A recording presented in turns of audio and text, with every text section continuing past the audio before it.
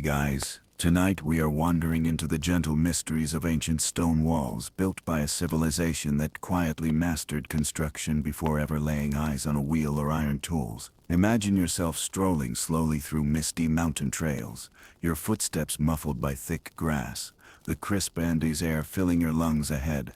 Emerging softly through the fog are walls crafted by the Incas, ancient builders, whose quiet precision still humbles modern engineers. You stop and touch one smooth stone surface, marveling at how each massive block fits so neatly that you can't even slip a blade of grass between them. Thousands of years have passed, yet not a single earthquake has nudged these walls apart. You probably wouldn't survive an attempt at replicating this feat, mainly because lifting even one of these hefty stones might just pull something important in your back. So before you get comfortable, take a moment to like the video and subscribe. But only if you genuinely enjoy what I do here. Also, I'd love it if you'd quietly post your current location and the local time down below in the comments. It's always oddly comforting to know we're all softly drifting into sleep together, no matter the distance. Now, dim the lights, maybe turn on a fan for that soft background hum, and let's ease into tonight's journey together. The stones before you are carved from solid granite and andesite rocks that stubbornly resist even the sharpest steel blades. Yet centuries ago, skilled hands using nothing but stone hammers and copper chisels shaped these imposing blocks into perfect interlocking shapes. You might think they used some sophisticated blueprints, carefully laid out in detailed sketches, but the truth is more serene and simple. The Incas didn't leave behind any written plans, at least none that survived. Historians still argue whether their architectural genius was guided purely by careful measurements, innate craftsmanship, or perhaps whispered instructions from stone gods who valued tidy masonry. As you trace your fingers along the gentle curves and precise edges, you wonder how many patient afternoons went into forming each stone, hours softly punctuated by rhythmic tapping, quiet jokes shared in cuacha, and pauses only for occasional llama crossings. The Incas clearly had a deep appreciation for aesthetics, practicality, and durability, creating walls whose beauty lies in their quiet understatement rather than flamboyant decoration. No carvings of warriors or extravagant symbols distract from the pure elegance of neatly stacked stone. You pause, leaning against a wall still cool from last night's mountain chill.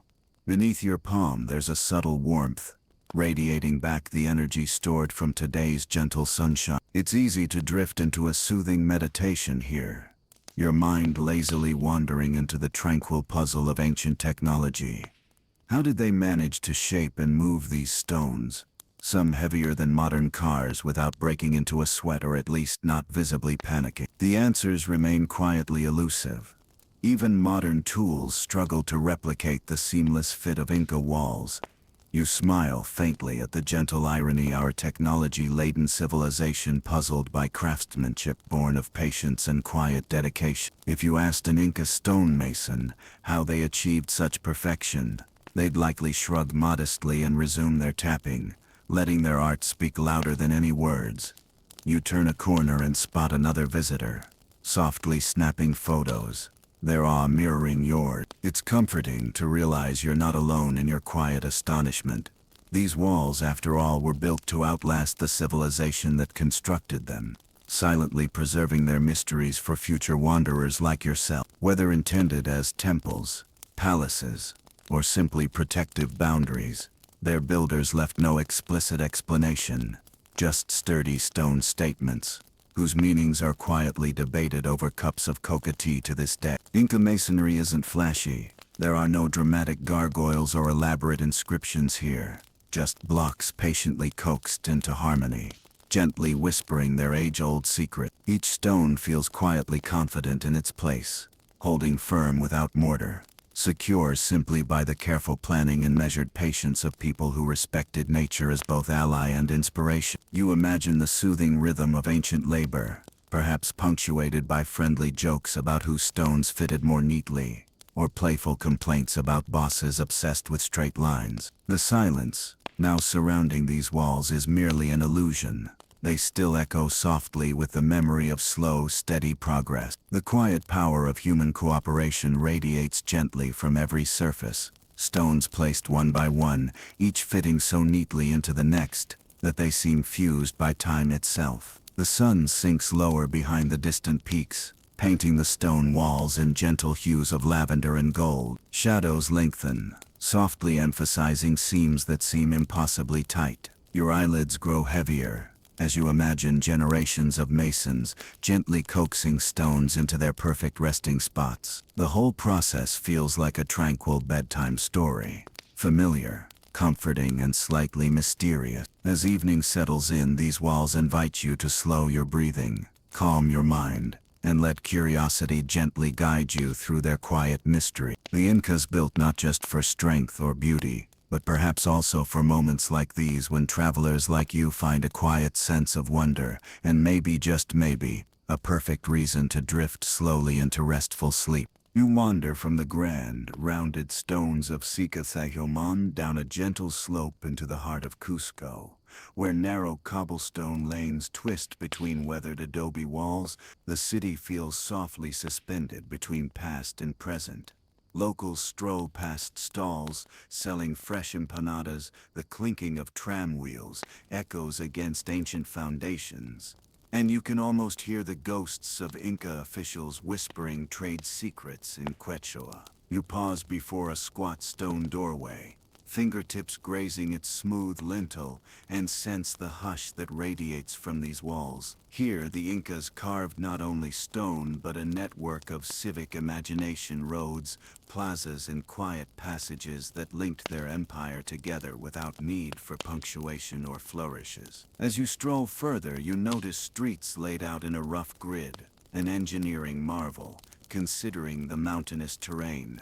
The Incas built Cusco in a shape that some say resembles a puma, its head where the Coricancha temple sits, and its tail winding through the San Blas neighborhood. Historians still argue whether the puma design was intentional or a later romantic overlay by Spanish chroniclers. You probably won't survive trying to map these stones on a shaky phone GPS, but tracing the subtle curves with your eye, you find yourself lulled by the idea of an entire city designed like a softly slumbering beast. You step into a narrow alleyway, where clipped stone walls on either side fit so snugly that daylight above looks like a distant dream.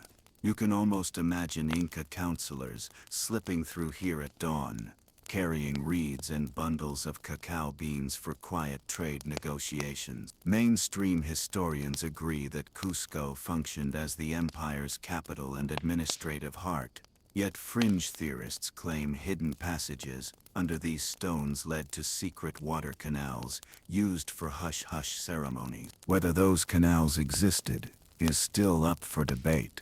Some maps show curious squiggles labeled underground aqueduct, while others dismiss them as colonial errors.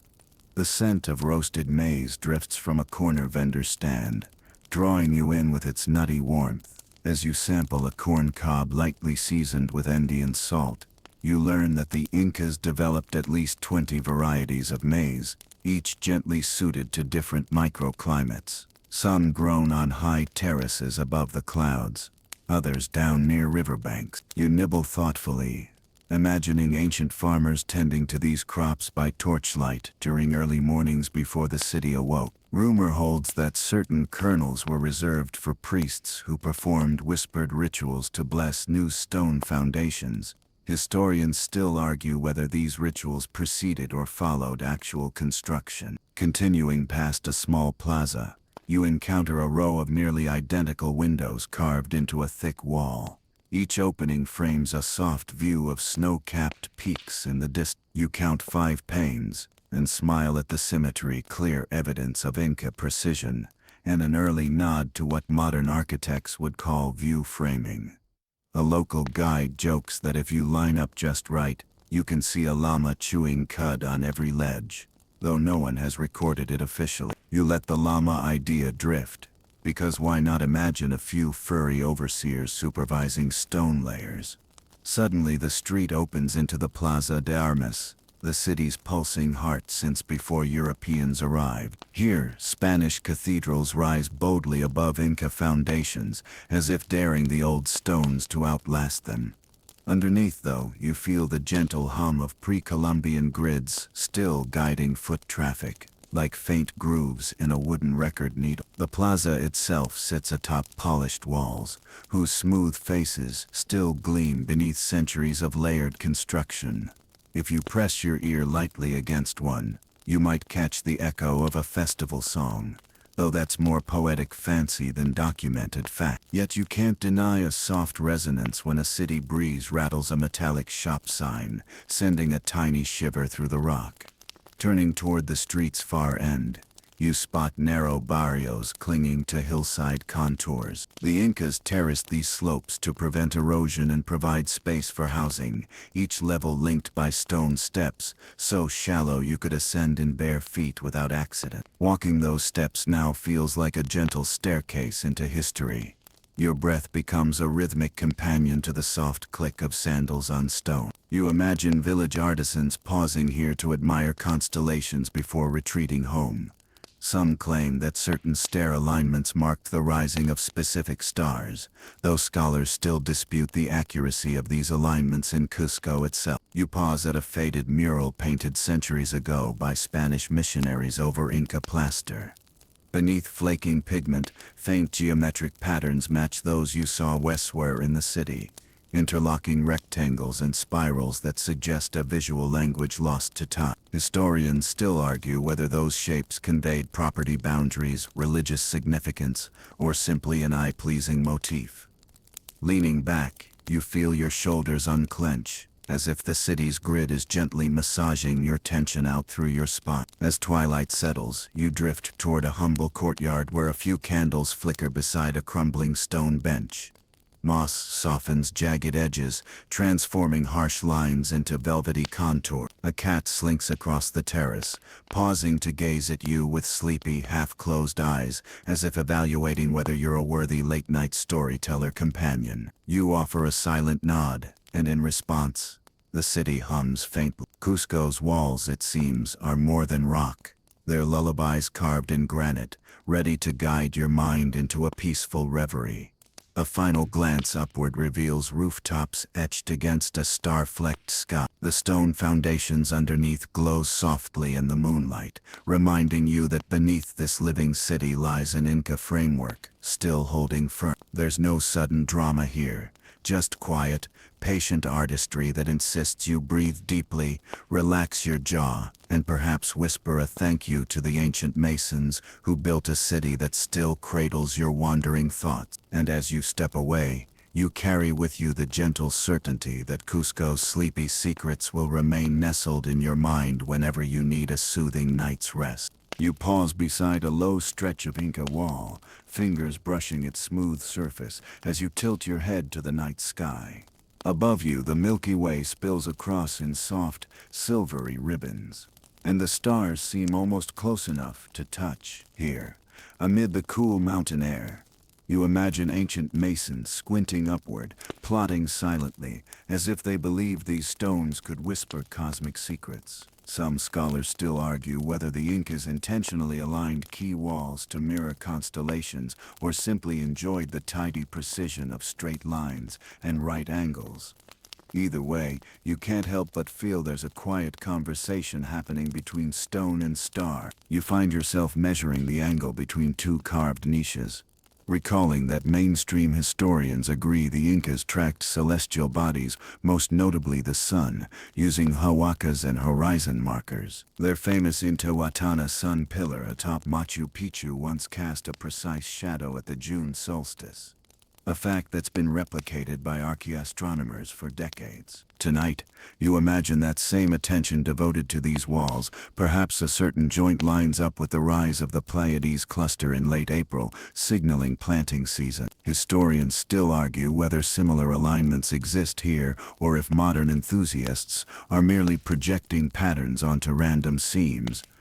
A gentle breeze stirs, and you spot lichens softly glowing under moonlight. You trace a faint groove in the stone. Some claim it corresponds to the path of the Milky Way, a glowing river the Incas called night. Fringe theorists whisper that masons shaped walls according to star maps, carved on sacred textiles, but mainstream archaeology finds no surviving cloth patterns detailed enough to prove that. You probably won't survive the temptation to spend all night mapping the seams, but your eyelids grow heavy as you imagine ancient artisans gently tapping stone hammers under soft torchlight, referencing invisible lines in the sky. Leaning in closer, you notice subtle variations in the wall's blocks. Some stones are slightly tilted, others set flush, creating a gentle wave pattern along the surface. Could these micro-angles correspond to specific stars' positions at key festivals? Historians still argue whether Inca builders possessed surveying tools sophisticated enough to translate angular measurements from star observations to stone placement. Maybe they used simple sighting rods, or perhaps there was a more intuitive technique passed down from master mason to apprentice, one never recorded in Quopo Knots or Spanish chronicles. You imagine a small circle of stonemasons gathered at dusk, unhurriedly sipping coca tea, occasionally lifting their gaze toward a carved corner. One points with a softened index finger, saying, "That seam matches the rise of Sirius." See. Another shrugs, tracing the sun's arc instead. They share a quiet chuckle. After all, without compasses or protractors, they rely on practiced intuition and a lot of patience.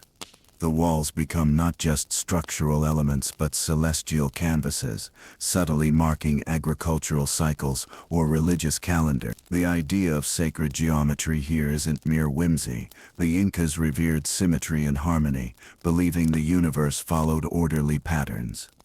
Their gold sun discs and temple facades often incorporated trapezoids, a shape that appears repeatedly in their stonework. You softly run your hand along a trapezoidal doorway, feeling its proportions are just slightly different from the rectangles flanking it. Researchers argue whether trapezoids were chosen for aesthetic stability, no mortar cracking under pressure, or if they held deeper symbolic resonance tied to mountain peaks and temple roofs. Either concept feels soothingly plausible. You shift your gaze skyward again, spotting the gentle dip of the Southern Cross. Beneath it lies an unassuming wall segment, its stones angled just so. In one lecture you once heard, an archaeologist suggested that a specific joint's orientation aligns within 2 degrees of the crux's zenith point during an August night ceremony. Historians still argue whether that precision was accidental or meticulously planned. You imagine a hushed festival under these stones, torchlight flickering across a hush of gathered priests, chanting in low, rhythmic tones, though none of the colonial chroniclers bothered to mention it. Shifting your stance, you notice that sections of the wall slope slightly outward at the base, a common Inca technique to buffer seismic shocks. Mainstream experts confirm this battered wall style gives structures greater stability during tremor. Yet some gently speculated that the slight outward tilt might also reflect the gentle curve of the ecliptic plane, allowing the wall to follow the apparent path of the sun over solstice. Historians still argue whether that celestial correspondence was deliberate or simply a useful side effect of earthquake proofing. The night deepens, and the air cools enough that your breath puffs out in tiny clouds. You drape a scarf around your neck and press your palm against the wall, feeling warmth still emanating from earlier daylight. That residual heat reminds you of the guiding sun even as you focus on the star. The Incas believed that energy from the sun and moon flowed through solid matter. Perhaps they saw walls as conduits of cosmic balance. Fringe stories tell of Inca priests stroking stones at dawn to awaken them, coaxing latent energies into newly laid foundation. While no documented ritual survives, there's a soft logic to the idea, gentle touch imbuing stone with purpose. You step back and let the wall's silent geometry lull you. The fit between blocks has a rhythm, almost musical, where each stone's edge complements the next. If the Incas saw the universe as a harmonious whole, these walls are their quiet symphony. You could spend hours tracing imaginary lines from these stone seams up to Polaris Australis, but instead you close your eyes briefly, letting the weight of history and hushed debate settle around you. When you open your eyes, the stars have drifted, and the stones remain immovable. The night's breeze carries a distant flute melody, perhaps from a nearby Quechua village, softly reminding you that culture never sleeps. You tuck away thoughts of angles and alignments, knowing debates will linger, but finding peace in the possibility that ancient artisans merged practicality with celestial wonder in the gentlest of ways. And as you step away, you feel a kinship with those quiet masons, people who looked skyward and then turned to stone, shaping walls that still hold a piece of the cosmos within their seams. Whether those seams were meant as star maps, or simply as perfect joints, they have become your soft invitation to dream under the same sky that guided Inca hands centuries ago. You arrive at the sunlit terraces of Sacsayhuaman, its giant stone walls rising like a softly slumbering giant broken into flawless granite ribs. The morning light warms the blocks, revealing faint tool marks that glint like tiny whispers of an ancient workshop. You run your fingers along a seam so smooth it feels as if a cloud had been pressed between the stones. These are no ordinary walls. Some individual blocks weigh over 100 tons, their rounded edges suggesting they were shaped with care rather than brute force. Historians still argue whether these massive stones were carved at the quarry or roughly shaped there and refined on site.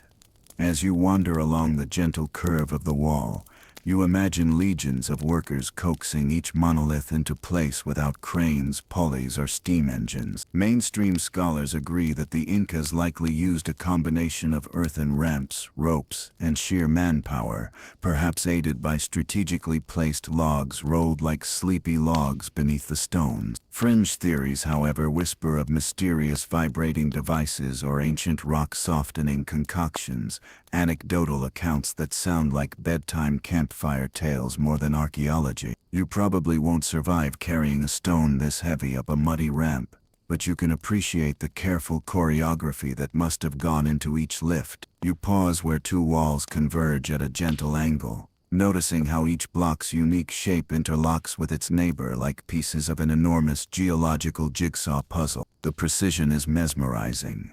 Some stones have up to 12 sides, each face grinding flawlessly into its adjacent partner. No mortar seals these seams, yet even the tiniest rock will not slip free. It's an engineering marvel confirmed by modern earthquake simulations. Structures here survive tremors that topple steel-reinforced concrete elsewhere. Historians still argue whether the interlocking polygonal style originated in pre-Inca cultures or was perfected by Sacsayhuaman's master masons alone. Nearby you spot a rounded block that looks almost spherical, gently nestled among flatter counterparts. Legend claims this was the work of the greatest stonecutter, a mason so skilled he shaped stones simply by whispering incantations, and that his tomb lies beneath this very sphere. While there's no archaeological evidence for talking stones, local lore insists your footsteps awaken his spirit whenever you cross that threshold. You feel a playful tingle, as if the walls smile at your wonderment. From this vantage, you gaze across the valley at Cusco's red-tiled roofs, imagining how the walls once formed a fortress protecting the empire's beating heart. It's widely accepted that Sacsayhuaman served as both temple complex and citadel, where Inca rulers presided over ceremonies and mustered troops. Yet some researchers still debate if its true purpose was more ceremonial than military. A grand stage for ritual dances held under solstice suns, rather than a fortress built to endure bloody sieges. Either way, the absence of arrow slits or battlements feels telling. These walls seem more designed to inspire awe than to repel invaders. You step closer to the largest seam you can find and peer into the narrow crevice. It's nearly impossible to insert even the slimmest blade. You wonder if a blade of grass could slip between. An experimental engineer once tried to recreate this fit, chiseling a modern replica block with laser-guided cutters, yet still couldn't achieve the same seamless joint. They blamed ancient mystery techniques, But perhaps your average mason simply worked until the blocks spoke for themselves. If stones could protest, theirs would be perfectly mute. Looking down, you see a family of viscachas, small relatives of chinchillas, darting between stones, their soft fur brushing against the rock. You smile at the tiny guardians, their presence a gentle reminder that nature and architecture here coexist in quiet harmony. Some fringe enthusiasts claim these rodents were domesticated by the Incas to test structural stability.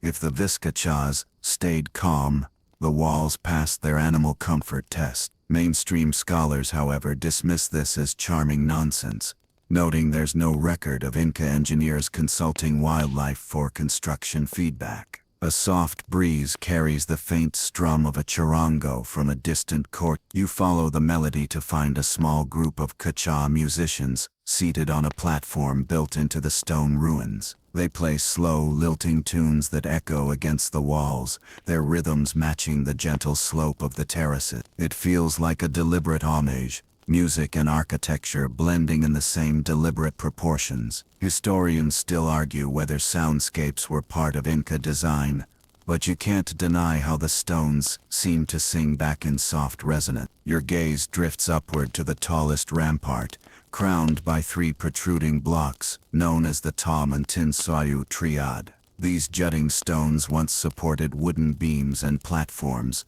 forming a lookout tower that surveyed valleys and mountaintops alike. You imagine torchlit ceremonies here, the night air thick with chanting and the scent of burning resin. Historians still debate the triad's exact function.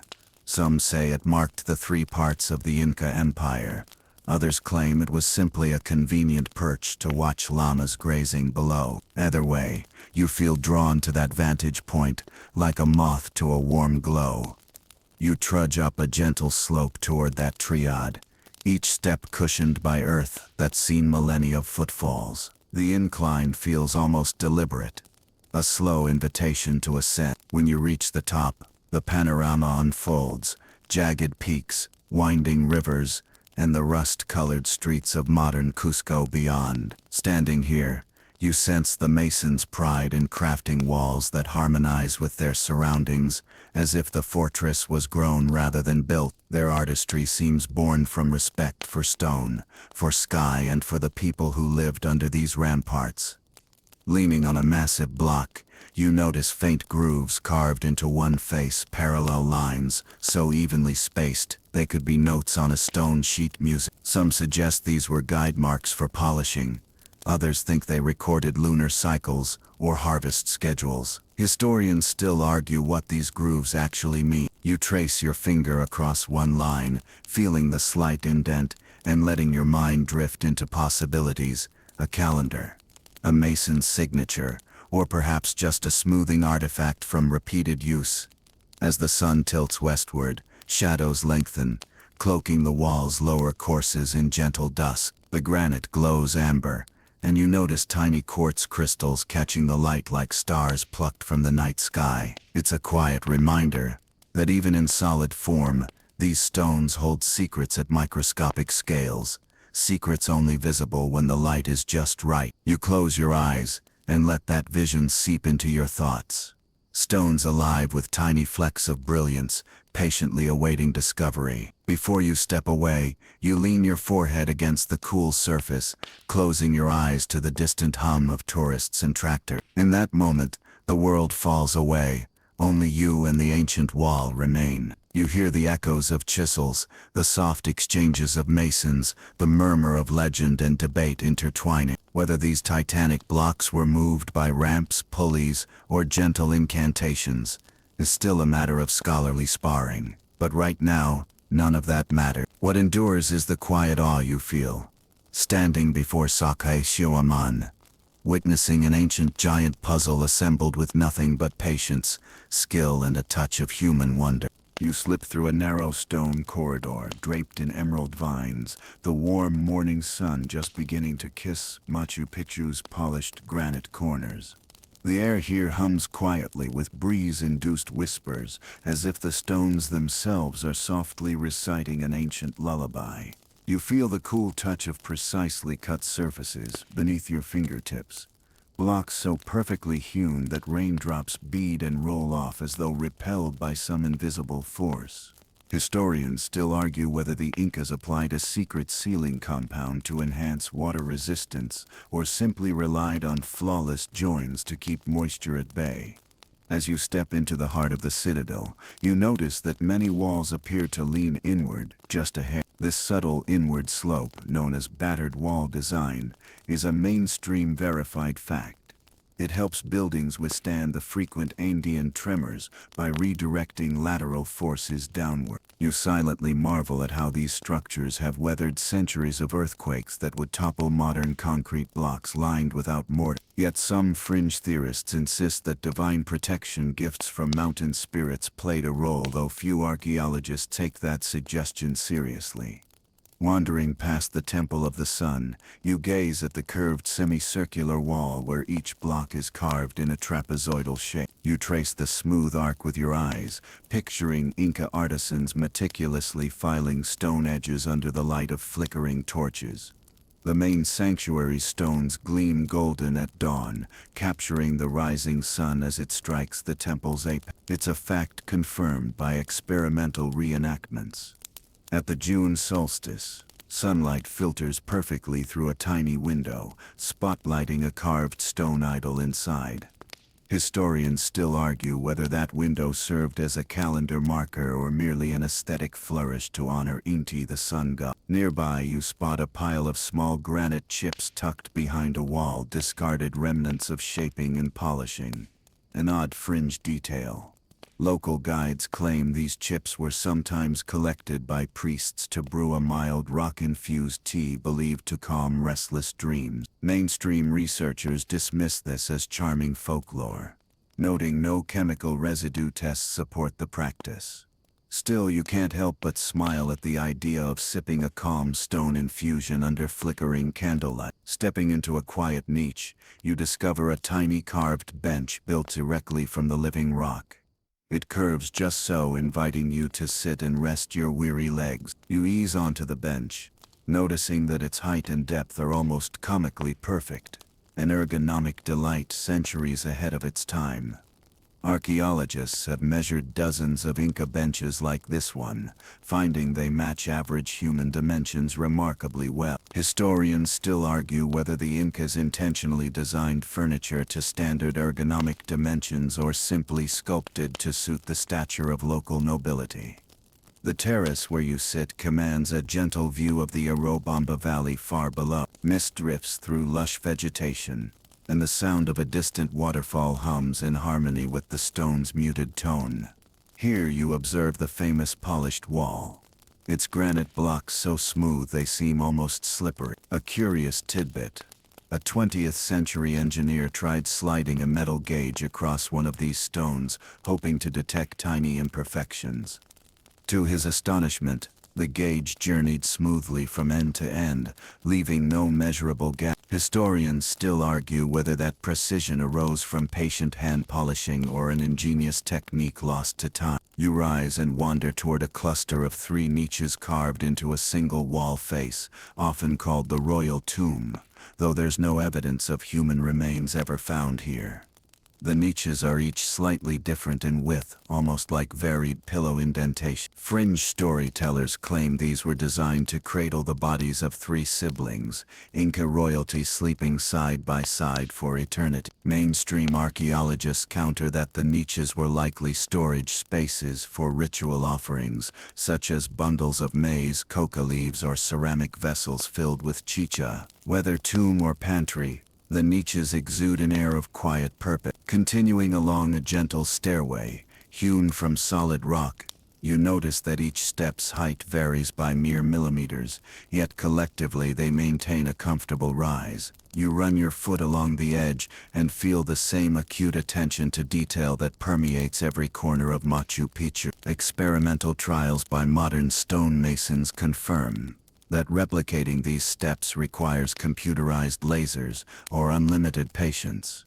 Historians still argue whether the Incas used straight edges and water levels or relied on hand-drilled plumb bobs in the human eye for measurement. A sudden breeze carries a faint chime from a hanging wind bell, probably left by a recent visitor. The gentle tinkle echoes against the stone walls, producing a soothing melody that seems composed by the architecture itself. You tiptoe across a courtyard toward a small fountain carved from a single block, its channels still channeling water centuries after construction. Mainstream scholars agree that the Incas engineered sophisticated water systems here, diverting mountain streams to flow through stone aqueducts, fountains, and ritual cleansing basins. Historians still argue whether the water's primary purpose was practical irrigation, spiritual purification, or a calming soundscape for nightly ceremonies. Pausing at a corner where two walls meet, you detect a subtle color shift.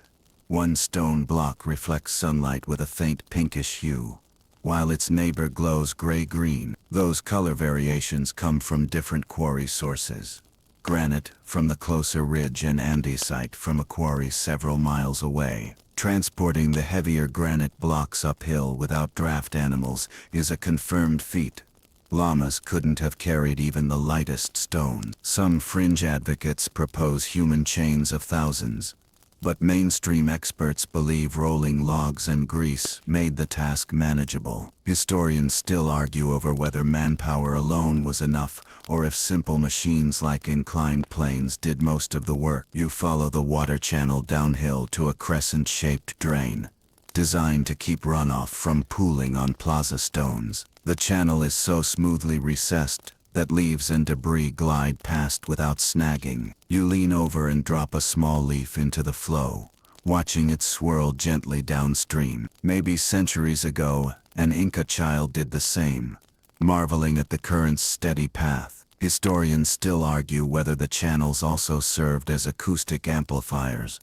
Some researchers note that water echoes through certain drains in a musical pitch, though proof is elusive. Ahead, you approach the Temple of the Three Windows, where three trapezoidal openings frame distant peaks. You crouch to peer through, aligning the windows with the ridges in the horizon. It's a soothing panorama designed to connect stone to skyline. A mainstream fact holds that the window's equidistant spacing accentuates perspective, drawing mountain ridges into symmetrical view. Fringe enthusiasts claim you can see the legendary lost city of Vilcabamba from here on exceptionally clear days, an unverified claim that persists in legend. A soft murmur of fellow wanderers drifts in, but you focus on the hushed conversation of stone and sky. The carved niches and windows feel less like architectural features and more like invitations to wonder, to pause, and to breathe in the gentle grandeur of this place. You step back,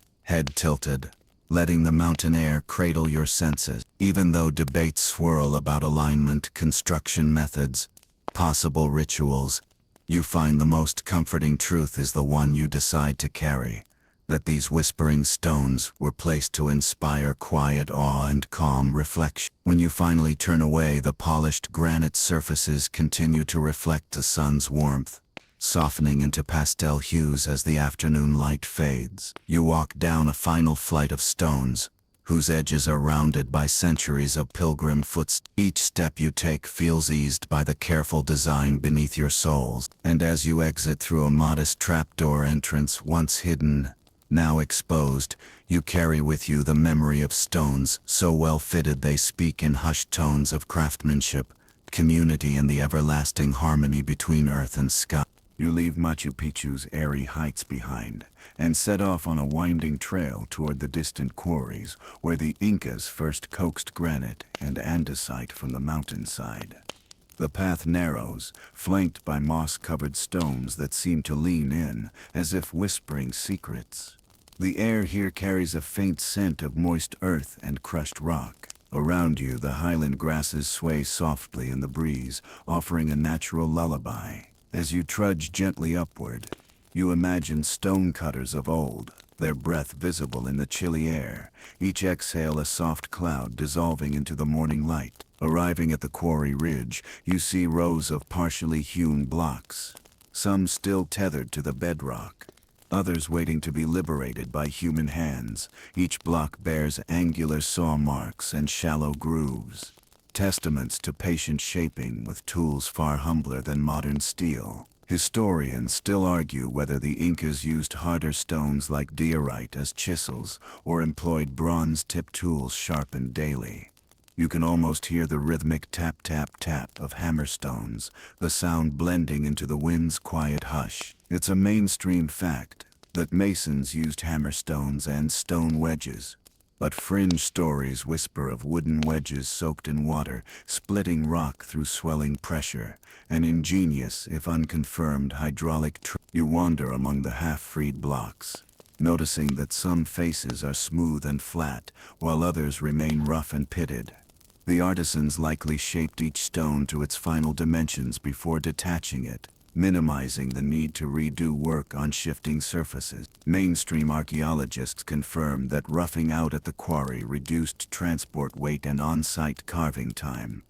Yet some scholars still argue whether the final finishing occurred here or at the building site, suggesting that perfectionism extended all the way to the wall's final placement. The choice matters. Smoothing on the mountain could mean months of chiseling far from supply lines, while refining near the city demanded additional labor but better quality control. A gentle echo catches your ear as you step near a deep cleft where a block was separated with care. The hollow resonance reminds you of a cathedral's nave stone walls, amplifying sound into something unexpectedly grand. Some fringe enthusiasts claim that masons tested block thickness by listening for tonal differences, tapping one face and judging resonance to assess uniformity. Historians still argue whether acoustic testing played any real role, but you can't help smiling at the notion of stone cutters humming quietly as they worked, letting each block sing into shape. You run a finger along a chisel groove nearly 2 feet long, perhaps meant to guide an apprentice, or simply a comfortable handle for prying wedges apart. It's a hallmark of Inca craftsmanship. Clear tool marks that indicate both function and form. Modern stoneworkers sometimes replicate these grooves by hand to recreate that authentic aesthetic. Historians still debate whether the Incas valued tool mark visibility as a sign of honest labor, or if they preferred polished surfaces that erased all trace of human intervention. Here, evidence shows they left a little of both areas of rough texture beside areas of gleaming finish. As you back away from the cleft, you spot curious circular depressions dug into the bedrock anchor points where wedges once sat. Some are tall and narrow, suggesting slender wooden supports. Others are wider, hinting at larger splitting tools.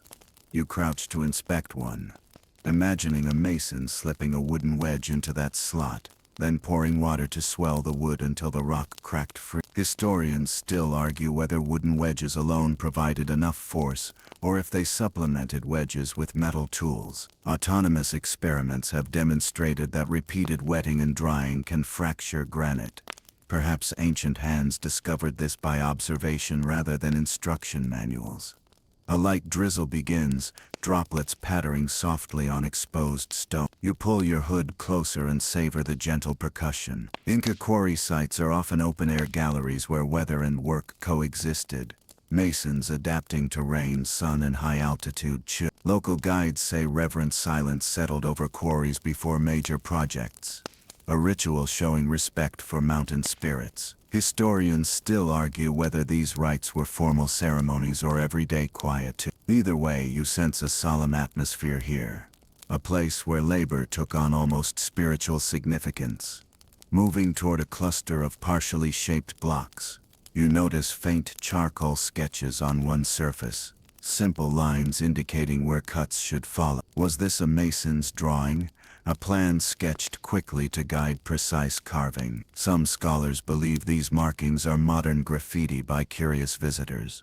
Others maintain they're genuine Inca guidelines preserved by the dry mountain air. You take a moment to press your palm over the sketch, as if transferring a silent connection across centuries. The grooved lines feel purposely placed, suggesting that Incas combined visual planning with measured carving, a surprisingly modern workflow. Nearby, a narrow ledge provides an unimpeded view of the valley below. You take a seat on a smooth rock and watch clouds drift beneath peaks, forming a soft sea of white. Inca builders faced this panorama daily, their quarry tools set aside at dusk, while fiery Andalusian sunsets painted the sky. You imagine them perched here, admiring the terrain they were reshaping, humble workers in an empire spreading across the Andean highland. Fringe lore claims that stones were carved here only on sacred days when specific constellations aligned above. Mainstream historians counter that practical schedules took precedence, though they concede occasional festival breaks likely occur. As the rain eases, you notice patterns in puddles collecting within chisel marks, tiny mirrors reflecting the sky. The puddles ripple as a gentle wind stirs, creating an ever-shifting mosaic of light and stone. These reflections could have inspired masons to refine surfaces until they mirrored the heavens above. Historians still argue whether Inca architects sought reflective qualities intentionally, or if brilliance was simply a byproduct of careful polish. Either way, you find the idea soothing. Walls that captured both earth and sky, linking stone to cosmos in silent communion. Standing up, you brush mud from your boots and follow a faint trail deeper into the ridge. The path leads you to a nearly abandoned section of quarry, where weather-worn blocks lie forgotten.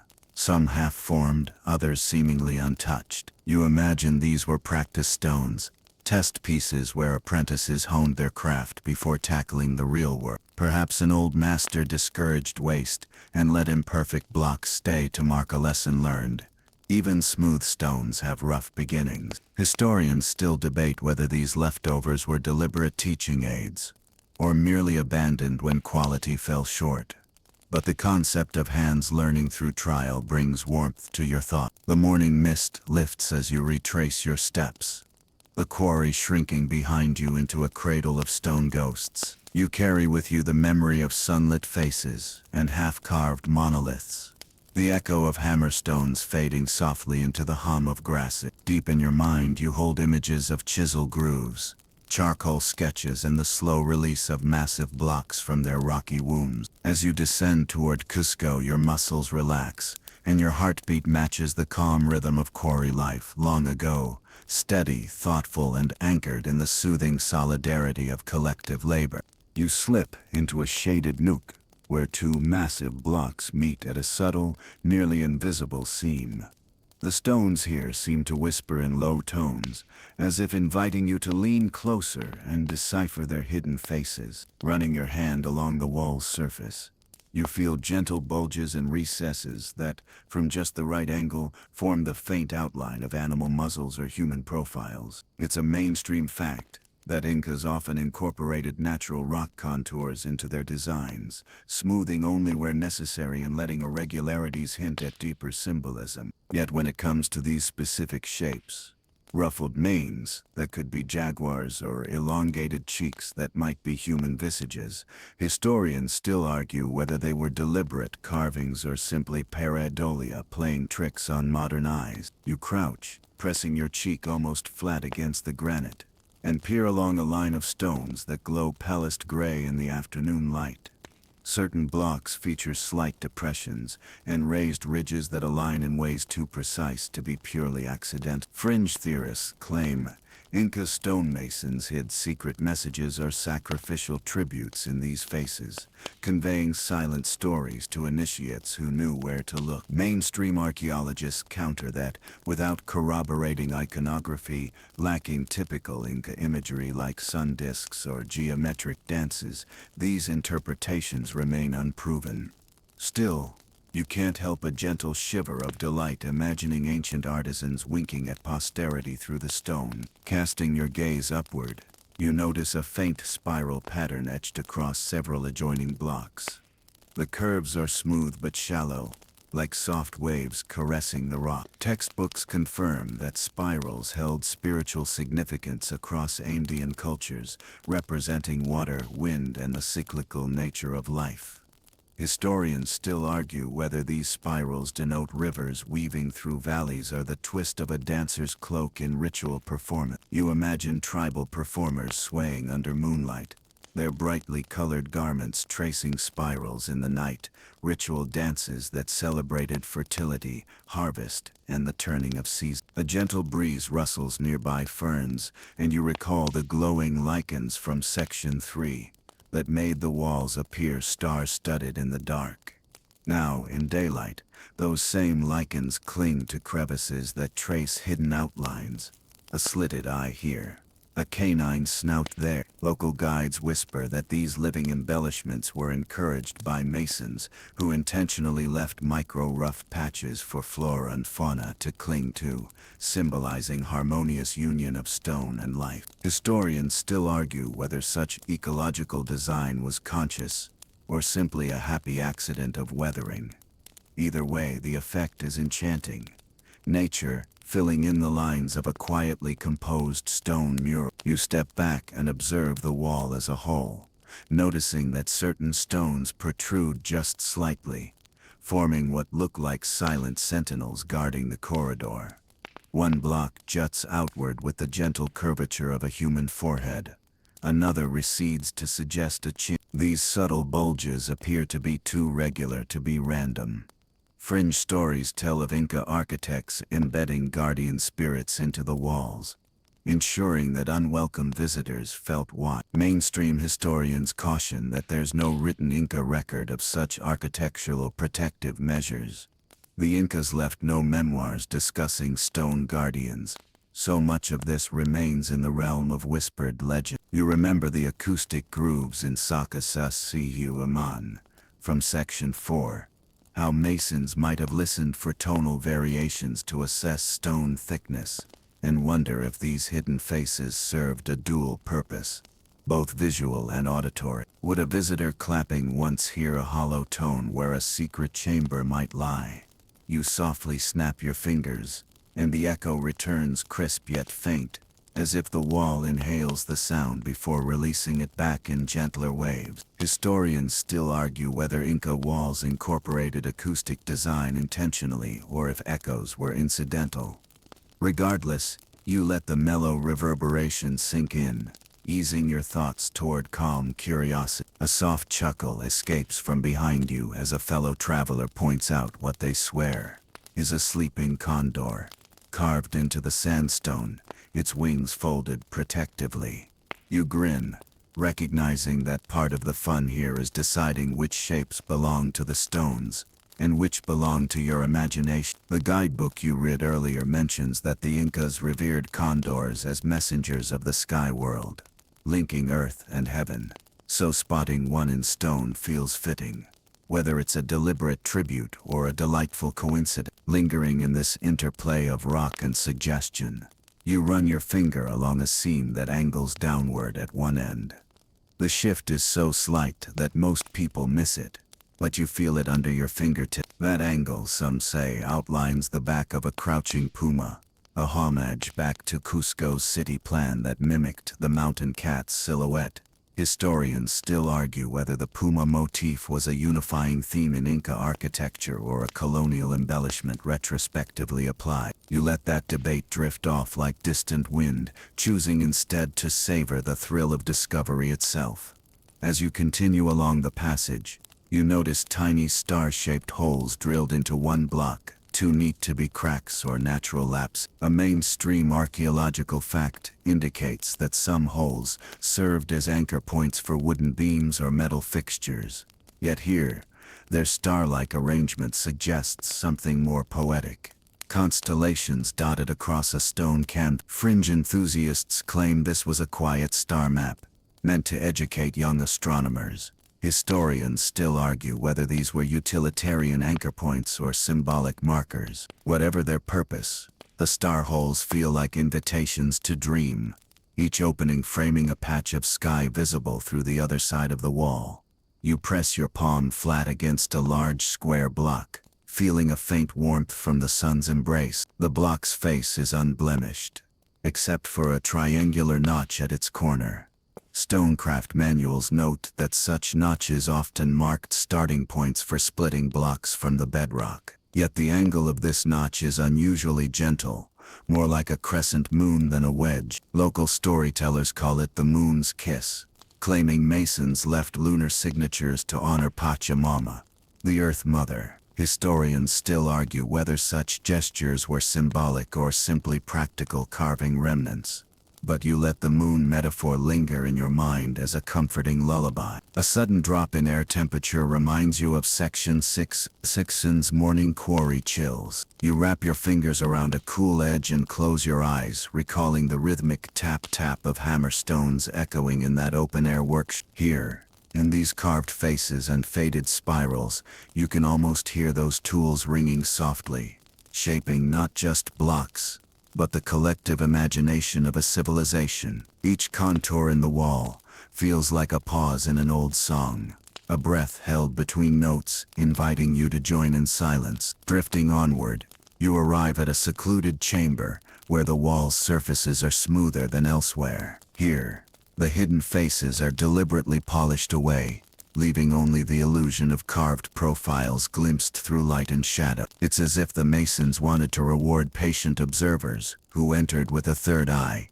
catching echoes of forms that vanish when studied too closely. Historians still argue whether this chamber served as a meditation room for Inca priests, or a simple storage alcove. You sit quietly, letting your breathing match the gentle curves of the stone, feeling the tension in your shoulders ease as if the walls themselves are exhaling. Before you leave, you press your ear to the cool stone near the chamber's threshold. A low hum greets you, so faint you might think it's inside your skull. Some believe this is the residue of centuries-old chants, vibrating through the rock as acoustic memory. Mainstream scholars dismiss such notions as metaphorical at best, yet you feel a tangible resonance, as though the walls have stories stored not just in light and shadow, but in sound itself. You step back into the open air, blinking as sunlight floods the passage. The hidden faces and forgotten symbols retreat into the wall's steady gaze,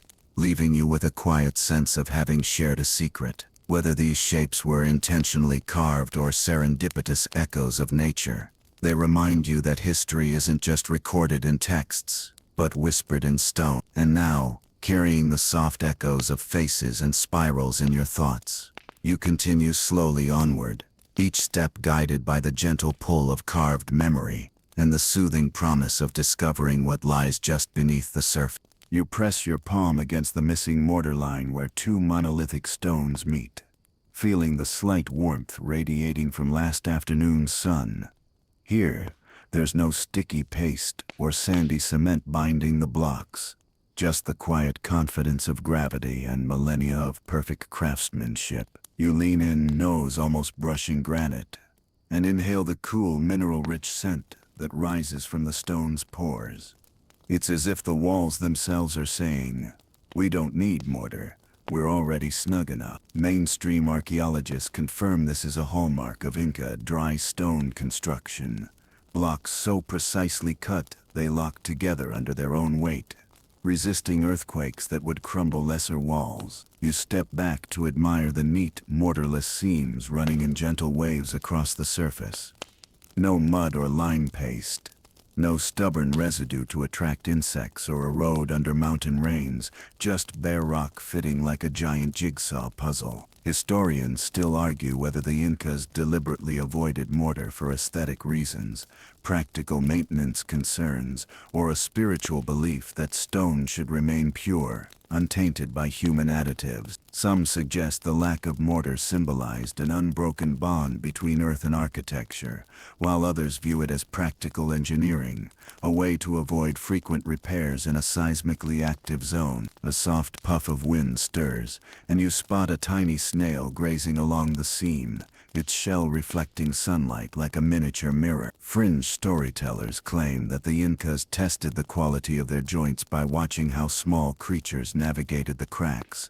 If a snail slipped between blocks, the masons recarved the stone to tighten the fit. Mainstream scholars dismiss this as charming folklore, No snail-based quality control is recorded in colonial chronicles, but you can't suppress a grin at the thought of a snail-appointed stone inspector. You crouch to examine the wall's base, where the blocks bulge slightly outward, creating a subtle trapezoidal cross-section.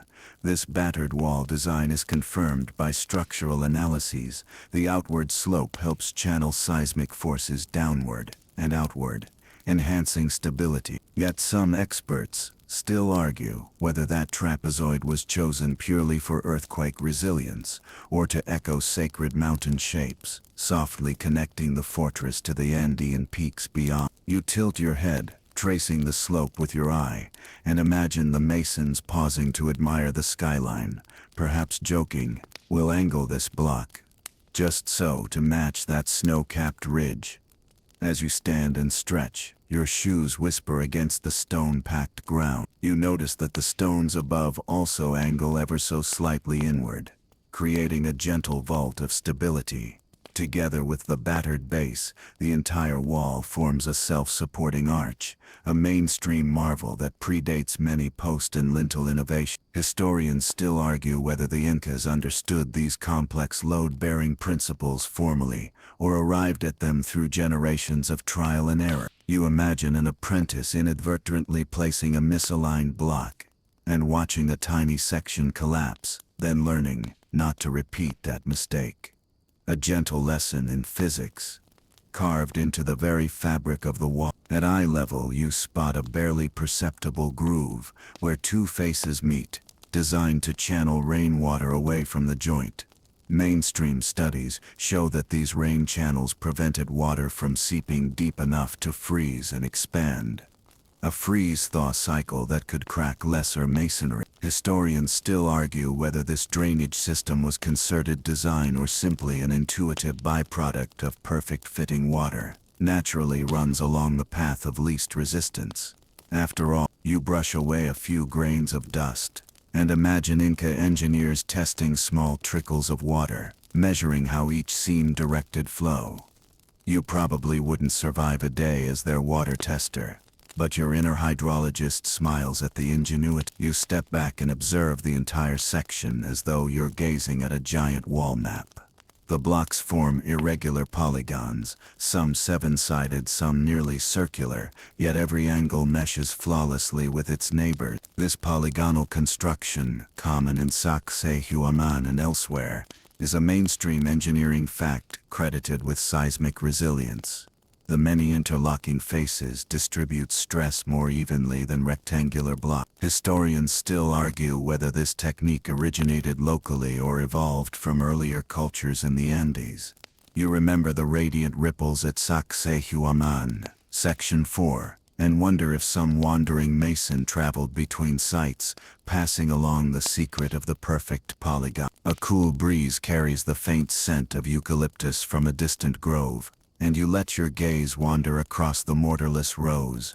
You hear a distant murmur, the same gentle charango melody you noticed at Sacsayhuaman, now faintly echoing between walls, turning stone into a resonant chamber. The absence of mortar enhances the hollow seams, allowing sound to reflect and fade in soft, pleasing waves. Historians still argue whether acoustic properties influence the choice of dry stone construction, but you bask in the gentle reverberations as though the walls are humming a bedtime tune just for you. As midday sun filters through narrow slits above, it illuminates dust motes dancing in the air, each tiny speck a momentary star drifting through your field of vision. You tilt your head back and let those motes swirl around you, comforted by the mortarless precision that keeps every stone firmly in place. A sense of weightlessness washes over you. Here, even massive blocks seem to float, held only by geometry and patient craft. You shift your gaze to a small gap near the wall's top where two stones diverge by less than a millimeter. The slender vertical seam looks like it could swallow a hair if you weren't careful. Fringe lore credits sacred harmony. The Incas supposedly believed that perfect space allowed the mountain spirit to flow through the stones, keeping structures alive. Historians still argue whether spiritual beliefs shaped architectural choices, or if legends grew after the Spanish arrival, romanticizing Inca ingenuity. Either way, you find solace in the notion that these walls breathe with their own subtle life force. A gentle rattle behind you snaps you from reverie, a small gecko darting along the mortarless line, its padded toes making no sound. You chuckle softly. If the snail was the quality inspector, the gecko must be the resident night watch. Tiptoeing unseen, ensuring stones hold firm under darkness, you whisper to the little guardian, "Carry on, my friend," and it scuttles out of view, leaving behind a sense of protected calm. Stepping closer, you press your ear to the wall and tap once on the stone face. The sound resonates clearly, then fades into the deep hum of the mountain. You picture ancient masons doing the same, testing block stability with rhythmic drumming, a tactile sonnet written in stone. Historians still argue whether masons relied on auditory checks like this, or trusted visual alignment alone. You smile at the thought of those nocturnal testing sessions, masons tapping stones by torchlight and nodding approvingly at the echo. You sit cross-legged against the cool granite, settling into a meditative posture. The mortarless wall stands before you like a silent teacher, explaining through presence rather than words. Its lessons are simple: patience, precision, and trust in the natural weight of things. No need for additives or reinforcements, just the right fit and a willingness to learn from gravity itself. As you rise, you smooth the dust from your palms and take a final look. The mortarless bonds between stones form a visual cadence, a repetitive rhythm that mirrors the slow inhalations and exhalations of your own breath. With each exhale you leave behind more tension. With each inhale you draw in calm. These walls, free of mortar yet unbreakable, embody the restful paradox of strength through gentleness. Turning away, you carry the mortarless mysteries in your mind, ready to let them lull you into sleep later. You might dream of perfect polygons floating in mid-air, or of chisel grooves guiding soft rains along seamless seams, and as the stones settle quietly behind you, you feel a profound gratitude for the centuries of craft and curiosity that shaped them. No glue required. You emerge from the sun-warmed stones into the soft silver glow of an Andean moonlit night, your footsteps muffled on the packed earth path, leading toward a lesser-known stretch of Inca wall. Above you, clouds drift lazily across the moon's face, casting shifting patterns of light and shadow that dance gently along the rocks. It's here that a curious theory takes root, that Inca masons shaped some walls by moonlight, relying on nocturnal illumination rather than harsh sunlight, to spot the tiniest imperfections. Historians still argue whether nighttime carving was a practical adaptation to the hot midday sun, or a ritual practice honoring lunar deities. But either possibility feels wonderfully poetic as you reach out to touch the softly luminescent stone. You run your fingertips along a crisp edge where two blocks meet. In daylight, that joint looks flawless. But under moonbeams you notice an almost imperceptible ridge, just enough for a stone cutter to refine further. Mainstream archaeology confirms that the Incas valued extremely fine finishes on important walls.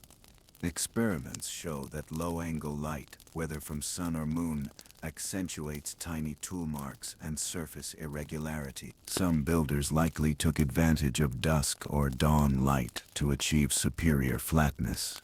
Fringe enthusiasts, though, claim that full moon nights were sacred carving sessions guided by lunar spirits, complete with whispered chants and offerings of coca leaves. You probably won't survive chanting in ancient Quechua, but the notion of stones shaped to the moon's rhythm sends a pleasant shiver down your spine. A gentle breeze stirs, carrying the faint scent of polylepis wood smoke from a distant hearth, where night shift masons warmed their hands. You imagine skilled artisans huddled around small fires, periodically stepping into the beam of a burning torch, or the moon's glow to inspect the walls. They might have joked, "If you can't see it clearly by sun, come back after sundown," a tongue-in-cheek lesson passed down through generations. Historians still argue whether such pithy sayings existed, or are modern embellishments, but you can almost hear the ancient versions echoing through time. Leaning close to a curved corner, you squint in the dim light and notice that its surface curves in a continuous arc, without even a whisper of waviness. This curvature is a confirmed feature of some Inca niches, arches so perfectly shaped that dripping dew collects at the apex and rolls gently away. Some researchers propose that moonlight, striking at a low angle, helped masons detect micro bumps and chips impossible to see by midday glare. Historians still argue whether specialized white lime washes called canchicola in fringe accounts were applied to reflect moonlight onto surfaces, illuminating flaws like a natural flashlight. No chemical residue has been found, yet the idea of a luminous coating that vanishes in daylight is too delightful to dismiss entirely. You straighten and look up at a triangular doorway whose lintel glows like a pale jewel under the moon. Its trapezoidal sides taper inward, so subtly that you almost miss the precision. A mainstream fact. Trapezoidal doorways improve seismic stability by directing stress toward the base. But tonight, you picture apprentice masons kneeling on the ground, moonlight cascading through the opening, revealing distortions as small as a hair's breadth. Fringe lore adds that those apprentices carried polished obsidian mirrors to reflect lunar rays into tight corners. An ingenious if cumbersome method. You muse, imagining a juggler-like apprentice balancing torch, mirror and chisel all at once. A soft laugh escapes you as you recall the snail and gecko inspectors from Section 8. Here, the moonlit walls seem to host nocturnal reviewers too. A pair of tiny golden-bellied insects that scuttle across the stone, their silken feet on the seams as though testing each joint's snugness. Local legends claim these insects only appear where masons performed moonlit inspections, but biologists attribute their presence to the cooler night air and moisture-laden cracks. Historians still argue whether Inca masons intentionally left microgrooves for such creatures, or if the insects simply preferred the stable temperatures of well-fitted walls. You step back to observe the entire stretch of wall, tracing the contours of polygonal blocks that glow faintly beneath spindly clouds. Their multi-angled faces catch moonlight at different intensities, creating a subtle mosaic of light and dark. This interplay could have served as a natural grading system. Stones that gleamed too brightly indicated over-polishing, while dull patches revealed areas needing more work. Historians still argue whether the Incas formalized such a lunar quality control process, or whether these patterns were incidental but exploited by clever masons. Either way, you can't help but admire the ingenuity. Looking down, you notice a shallow channel carved along the wall's base, its groove so fine you almost miss it. In daylight, this channel seems purely practical for water drainage. Under moonlight, though, it glows like a silver ribbon winding through the dark. Fringe enthusiasts suggest that reflective channel guided moonbeams upward, illuminating the wall's face from below and highlighting flaws invisible in direct light. Historians still argue whether that was intentional design or just a happy accident of combining drainage and nighttime inspection. You consider sliding a pebble into the channel, watching it skip over ripples of reflected light, but decide instead to let the idea drift like a feather. A sudden rustle draws your gaze to the trees behind you, where owl calls echo softly through the night. You recall that the night owl was sacred to some Andean peoples, as a messenger between worlds, its keen eyes piercing darkness. Perhaps the owl's cries signaled the start of moonlit carving sessions, a natural timekeeper as reliable as any clock. Historians still argue whether the Incas used animals as signals for work schedules, or if such stories emerged later to add mystique. Regardless, the thought of collaborating with wildlife in your midnight masonry chores makes you smile at the gentle interplay of nature and craftsmanship. You step closer to a massive block whose surface is so smooth it reflects the moon as a pale orb hovering on stone. You cup your hands over your eyes like a visor, peering at that reflection and imagining how masons could gauge flatness by seeing if the moon's image wavered. It's a quirky tidbit that modern stoneworkers sometimes replicate in workshops, holding up a reflective sphere to test surface curvature. But whether the Incas invented it remains uncertain. Historians still argue whether mirrors or water-filled depressions served as reflective gauges.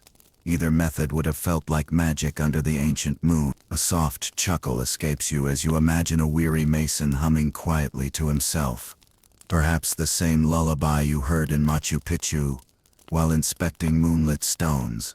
Those lullabies, some claim, helped steady the hand during delicate finishing touches. Historians still argue whether music accompanied night shift masonry or if fatigue-induced humming was simply a copious source of background noise. You decide, it doesn't matter. The thought of lullabies and moonbeams pairing with chisels in ancient workshops warms you more than the fire ever could. Your eyes close briefly as you inhale the cool mountain air, tasting notes of eucalyptus and damp stone.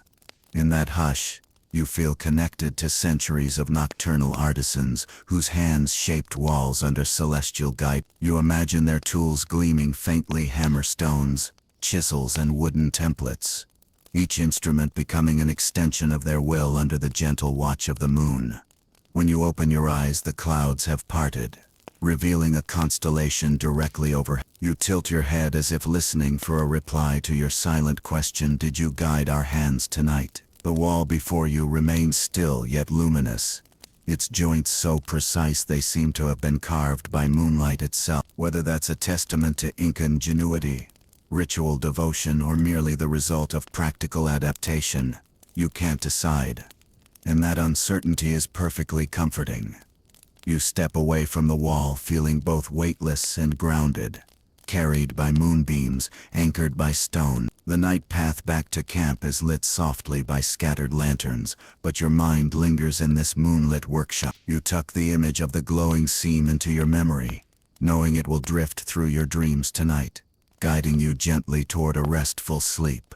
Under the same moon that once shaped these enduring walls, you step into a quiet workshop-like courtyard, nestled between two towering Inca walls, their surfaces cleanly polished and ready for comparison with modern tools.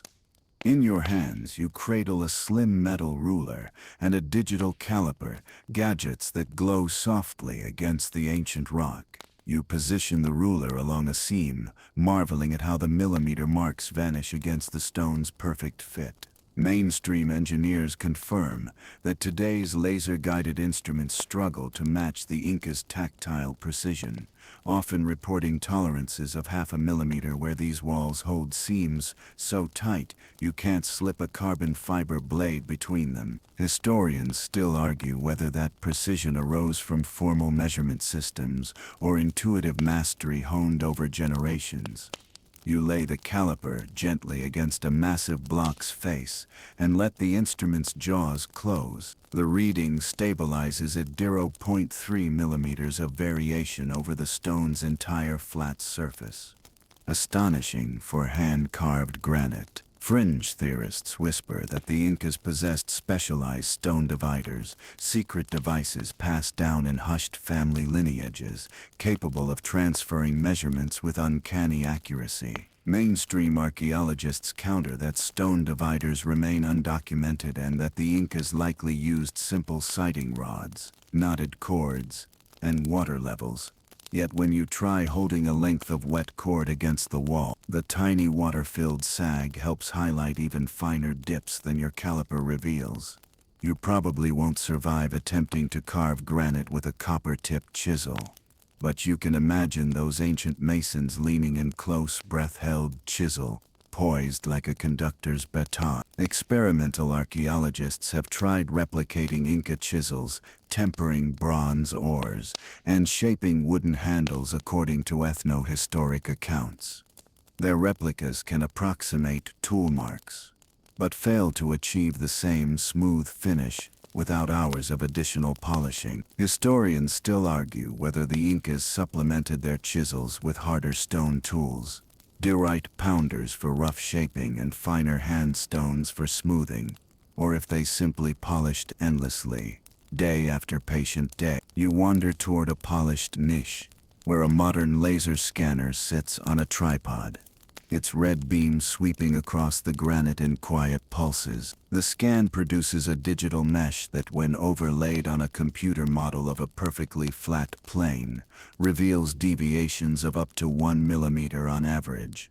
Astonishingly close to perfection. Scholars still debate whether the Incas achieved such precision deliberately, for structural reasons, or if aesthetic values drove them.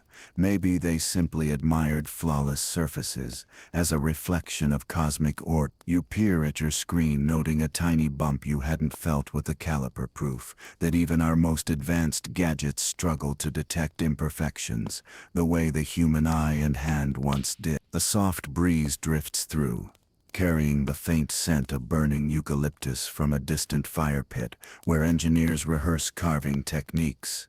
You approach a small demonstration area where a modern stonecutter uses pneumatic hammers to rough out a granite block. The machine roars quietly, sending reverberations through your fingertips when you press your hand against the block.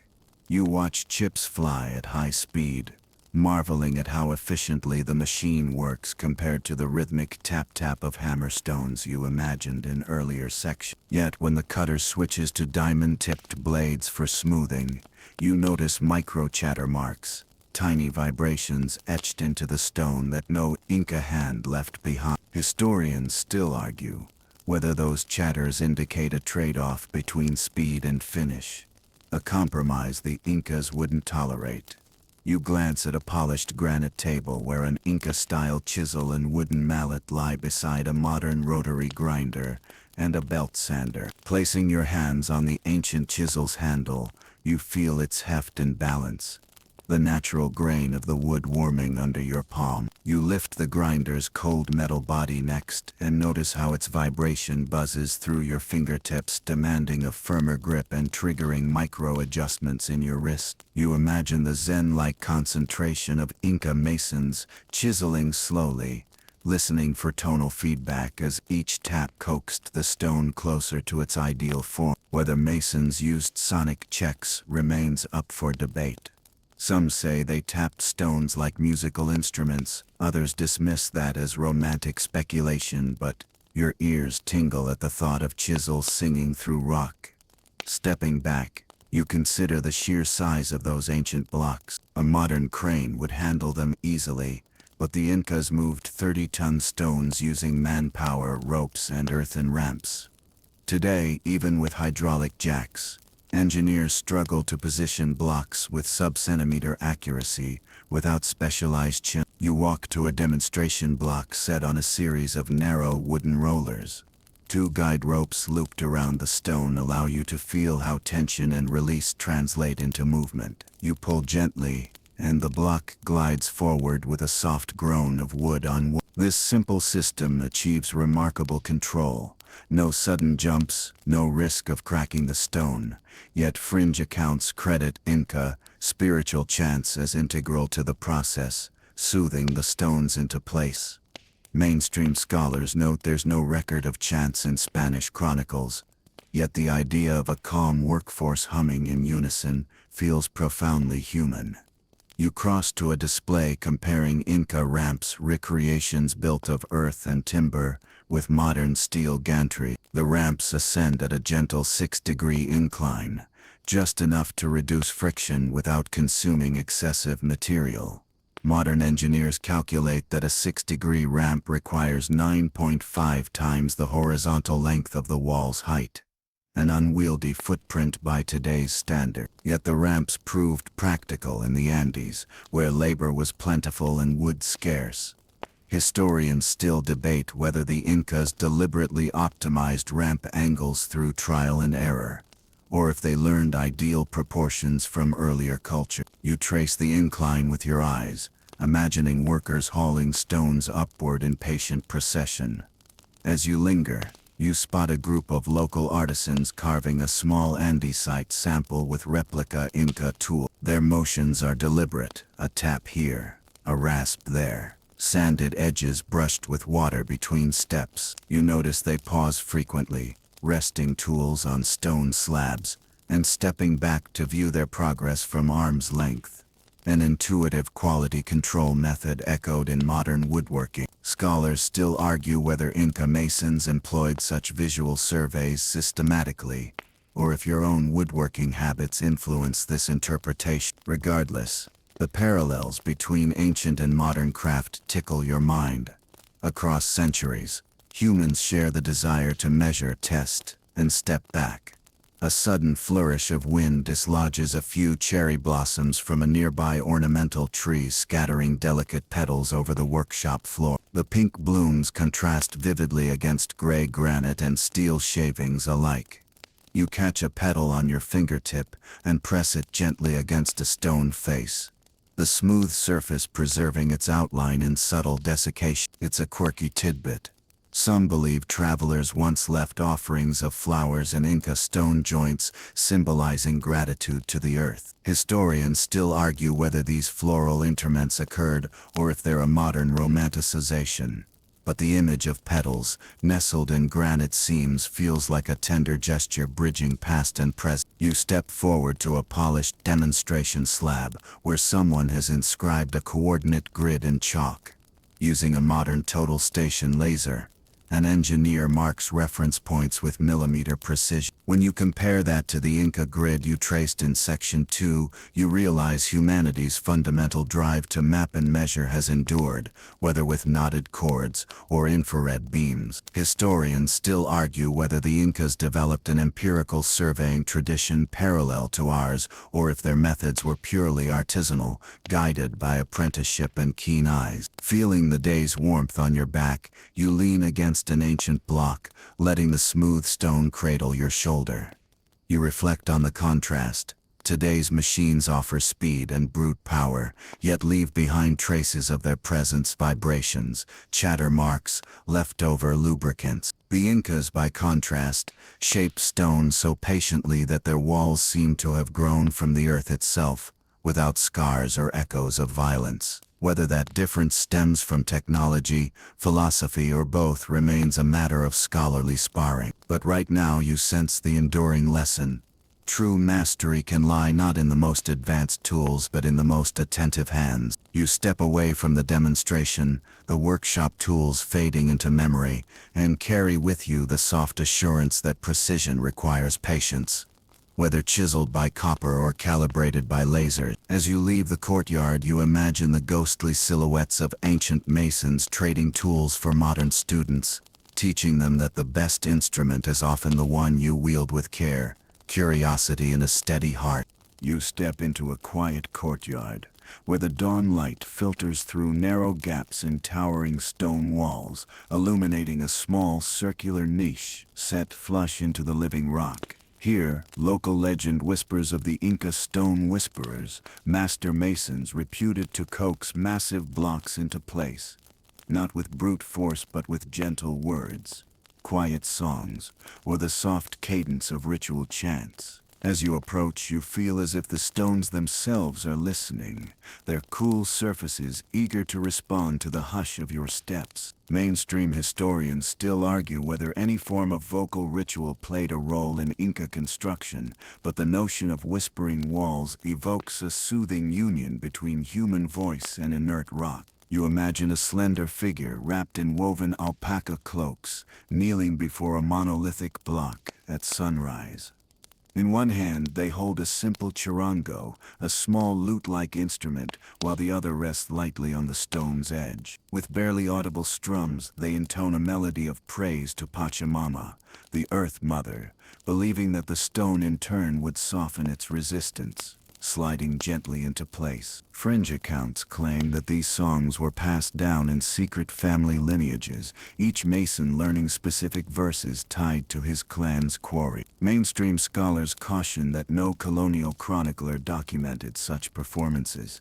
Yet several Spanish reports do mention magic songs used in agricultural rituals, so perhaps some poetic license carried over into construction rite. You press a palm to the niche's smooth curve and sense warmth still lingering from the sun's descent. Beneath your palm, you can almost hear faint echoes, bird calls, distant water, and if you lean in close enough, an airy hum that feels oddly melodic. Acoustic engineers have measured that concave niches like this can focus ambient sounds into subtle echoes, a confirmed mainstream fact. Historians still argue whether Inca masons intentionally shaped niches for their acoustic properties, or if the echoes were delightful but unplanned byproducts of their artistry. Raising your head, you see a series of narrow slots drilled into a nearby wall, each just wide enough to slip a finger inside. Fringe lore insists these were sound keys, tuned by masons who tested each slot's resonance by humming specific notes. An ear-training exercise to catch the slightest misfit. Mainstream archaeologists note that these slots often align with wooden support beams and may simply represent anchor points for scaffolding or roofing latches. Yet you can't help but find comfort in the idea of a mason softly humming as he placed each beam, ensuring that both stone and wood joined in harmonious vibration. You close your eyes and softly inhale, remembering the charango's imagined melody. The courtyard is peaceful, save for the distant tinkle of a llama herd bell and a faint breeze rustling reeds atop the walls. If you listen with intent, you might swear you hear fragments of an old song, words in Quechua, praising the heart of the mountain and thanking it for yielding stones. Scholars still argue whether any written lyrics survived to modern times or if the songs lived solely in oral tradition. Either way, the notion of stone responding to music makes you feel that these walls were built with more than just chisels. They were crafted with care, emotion, and a touch of reverent artistry. A gentle footstep behind you reveals a local guide carrying a small pan flute. Without a word, she lifts it to her lips and plays a few soft phrases, 5 notes that drift across the courtyard like a lullaby. You watch as the wind shifts, carrying the tune along the wall's surface. The notes seem to linger, refracting in the stone's thermal properties, and for a moment the niches and slots appear faintly aglow. Fringe enthusiasts claim that masons scheduled carving sessions to coincide with certain wind patterns, believing that the breeze itself carried spiritual energy through the stone. Mainstream experts remain skeptical, noting that quarries and construction sites are unpredictable environments for musical acoustics. Yet you find yourself swaying gently to the melody, convinced that something almost magical is unfolding between flute and strolling along a low wall. You feel the subtle change in stone texture where vines once clung, creating micro-vibrations that endow the surface with a living quality. Some Inca masons discouraged plant growth near sacred walls, believing creeping roots could disrupt the stone's voice, while others welcomed moss and lichen, considering them natural amplifiers of earthy song. Historians still argue whether ecological considerations influenced wall placement, or if greenery was simply tolerated as it helped camouflage ruins after Spanish conquest. Here, the soft green tendrils accentuate the stone's gentle curves, creating a visual and tactile poem of nature coexisting with craft. You approach a set of stepped stones forming a shallow bench along the courtyard's edge. A curved panel inset into the wall above features a concentric circle motif, its rings widening outward like ripples from a pebble. Acoustic tests confirm that such patterns can disperse sound waves more evenly, reducing harsh echoes. Historians still argue whether particular motifs served practical acoustic functions or symbolized water's flow. You sit down gently, humming a low note yourself, and feel a surprising resonance under your feet, a hum so soft you only sense it in your chest, like a heartbeat shared between you and the wall. Turning to the guide, you whisper, "Were these benches made for rest or for resonance?" She smiles and replies, "Both." Whether that answer is historical or poetic, you don't mind. The interplay of fact and folklore blends seamlessly here, offering you a choice to believe in songs sung to stone or to delight in the practical genius of acoustic design. Either path leads to the same tranquil destination. You stand and press your ear to the niche once more, letting your breath mingle with the courtyard's echo. A stray breeze carries a petal from a nearby marigold arrangement, an offering set at the foot of a smaller wall, honoring the spirits who dwelled in the stone. The petal drifts into the niche, nestling in its soft curve, as if the stone itself accepted the gift. Fringe tales hold that some masons tucked seeds into crevices during construction, believing that when plants sprouted, they would sing back to the stone in rustling leaves. Historians still argue whether any agricultural ceremonies accompanied building projects, though the Incas' reverence for fertility rituals is well documented. You brush your fingertips over the petal's edge and notice that the stone feels slightly warmer there, as though absorbing the offering's essence. For a moment you imagine the wall inhaling the petal's scent, exhaling a gentle vibration, a tender gesture from stone to human. Scholars debate whether such perceptions arise from genuine acoustic phenomena, or the power of suggestion in a storied setting. You choose to lean into the enchantment, relishing a sense of unity across centuries. As you prepare to leave the courtyard, you let your voice fall to a whisper, and softly hum the tune you've carried with you. The wall absorbs the melody, each block vibrating just enough to carry the faintest echo. You step back and the courtyard returns to silence, but you feel a lingering sense of connection, as if the stones have shared a secret of harmony and human touch. Walking away, you carry that echo in your thoughts. The idea that Inca masons may have been stone whisperers, guiding granite giants with gentle song and reverent breath. Whether the practice was historic ritual, or the romance of modern imagination doesn't matter here. The soothing possibility of community, craft and music, shaping stone offers you a gentle lullaby for your weary mind. And as you drift onward to the next section of our journey, you find yourself humming that quiet melody, imagining it trailing behind you like a silken thread weaving past and present together in a soft, unbroken tune.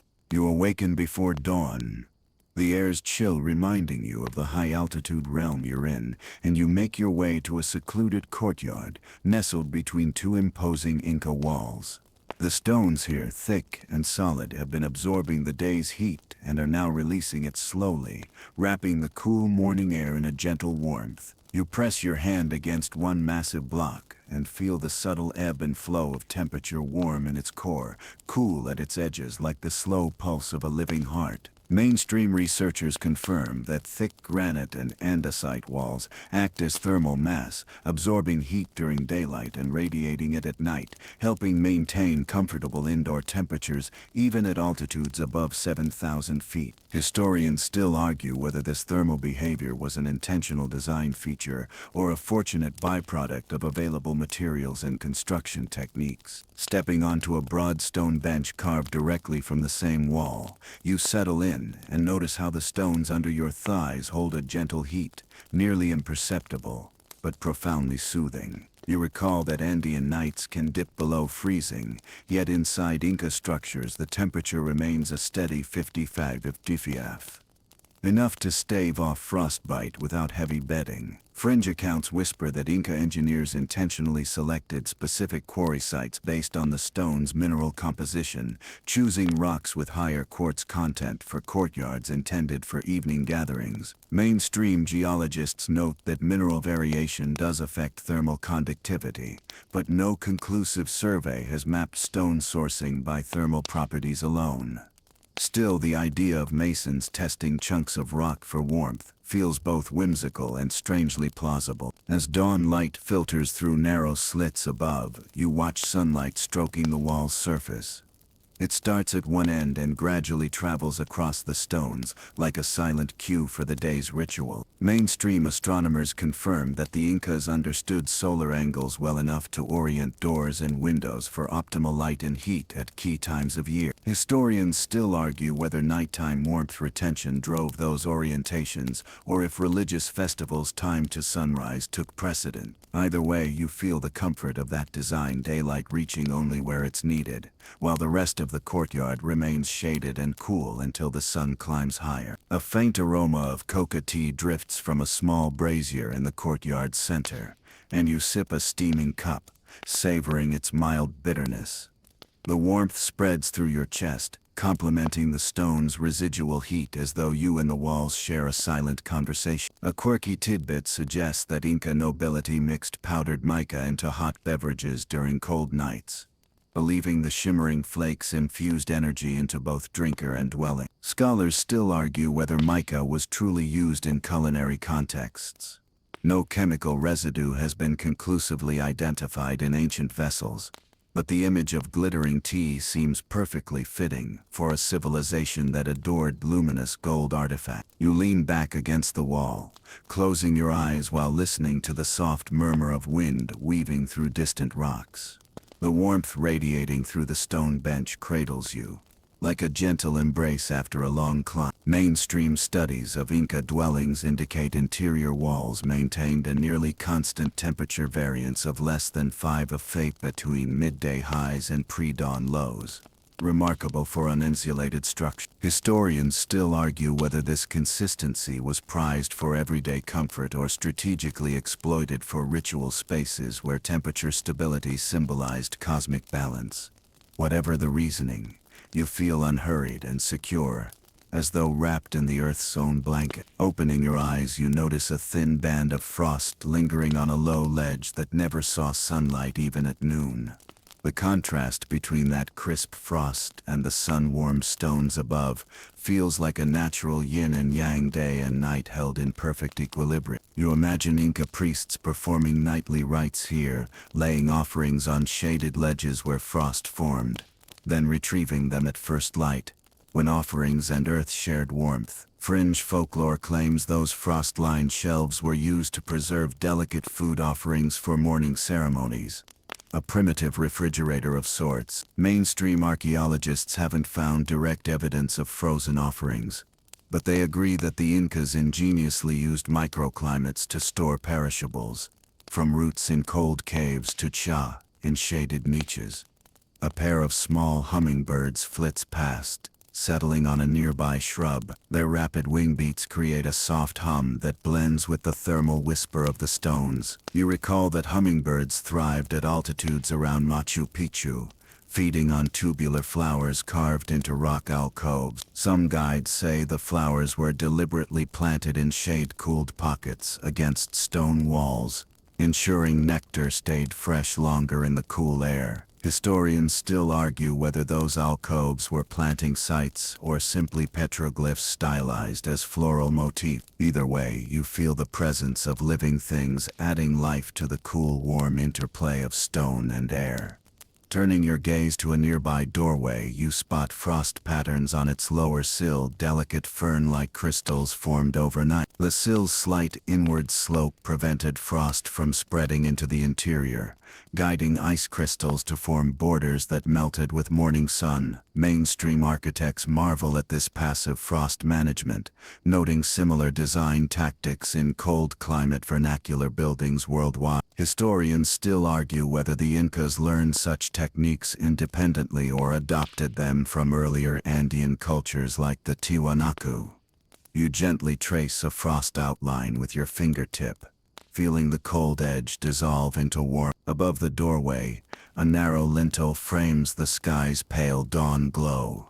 You imagine that at sunrise during the June solstice, a shaft of light would pierce the threshold, illuminating interior walls and creating a sudden contrast between sunlit warmth and shadowed cool. Fringe tales speak of masons coordinating this light show to awaken the sleeping, believing warmth could be summoned by geometric precision. Mainstream archaeologists document solstice illumination phenomena at other Inca sites, but some argue these effects were serendipitous rather than orchestrated.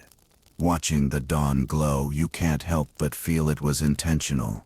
A soft alarm clock built in stone. Taking another sip of coca tea, you let the warmth settle in your belly and wash through your limbs.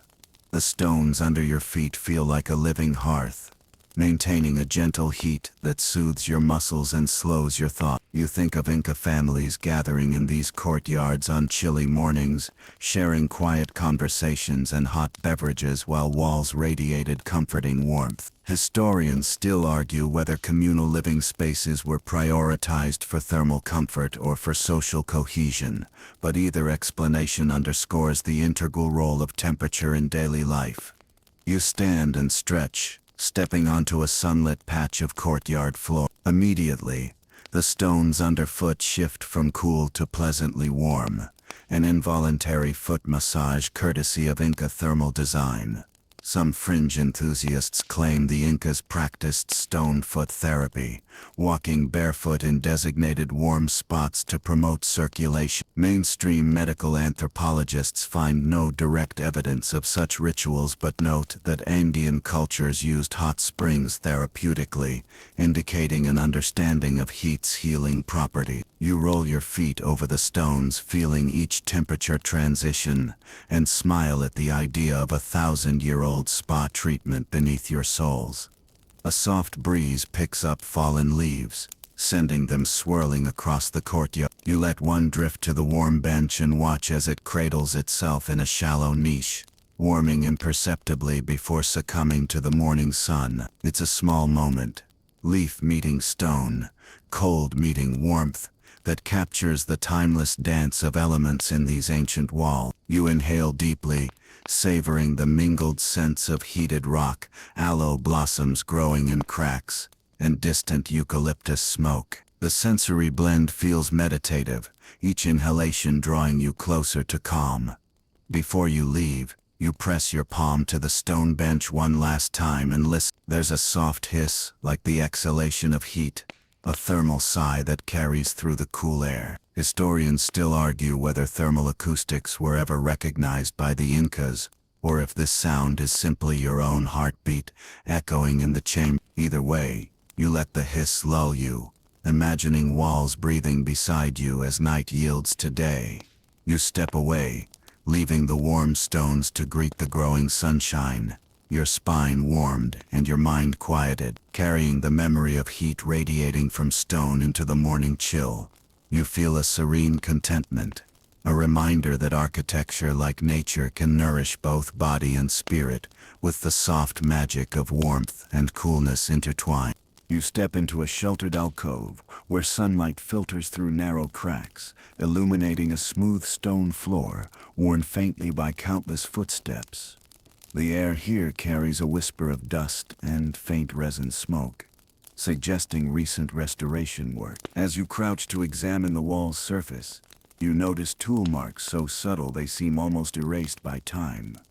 You realize that many of the techniques once used to achieve this vanished without leaving clear instructions, their knowledge carried only in the hands and memories of vanished masons. Historians still argue whether any quipu-like mnemonic records existed to transmit stonecraft secrets, or if everything depended on oral apprenticeship passed from elder to apprentice in hushed tones. You brush your fingertip along a barely visible groove that served as a guide for wedge placement.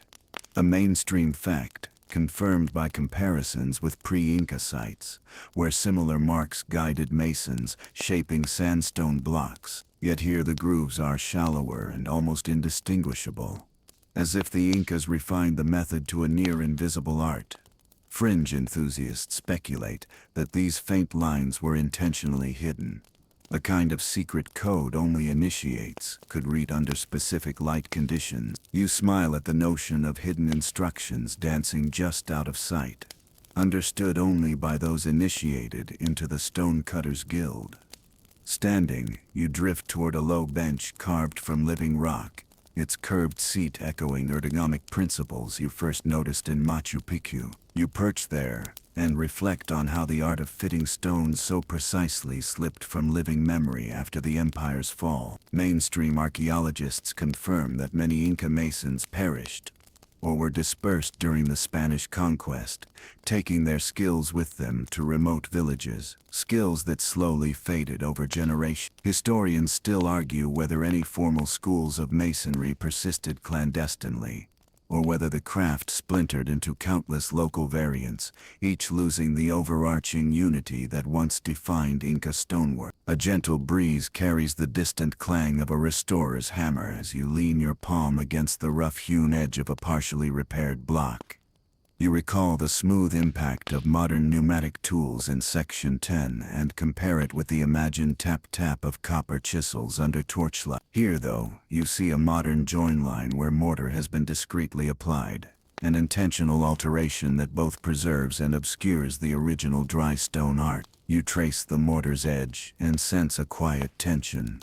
Preservation sometimes demands sacrifice of purity, a necessary but bittersweet compromise. You rise and wander deeper into the corridor, your eyes drawn to a series of interlocking stones whose shapes are so irregular that your mind struggles to parse their geometry. These complex polygons were once cut freehand by master craftsmen who understood the rock's natural grain, coaxing it toward desired angles with minimal removal. Mainstream surveys show that such free-form polygonal masonry defies easy replication, even with modern CAD software and water jet cutters. Historians still argue whether the Incas developed intuitive geometric rules, perhaps based on simple ratios, or relied entirely on the trained eye of artisan master. You close your eyes and imagine a seasoned mason, chisel poised, visualizing each face in 3 dimensions before striking the first tap.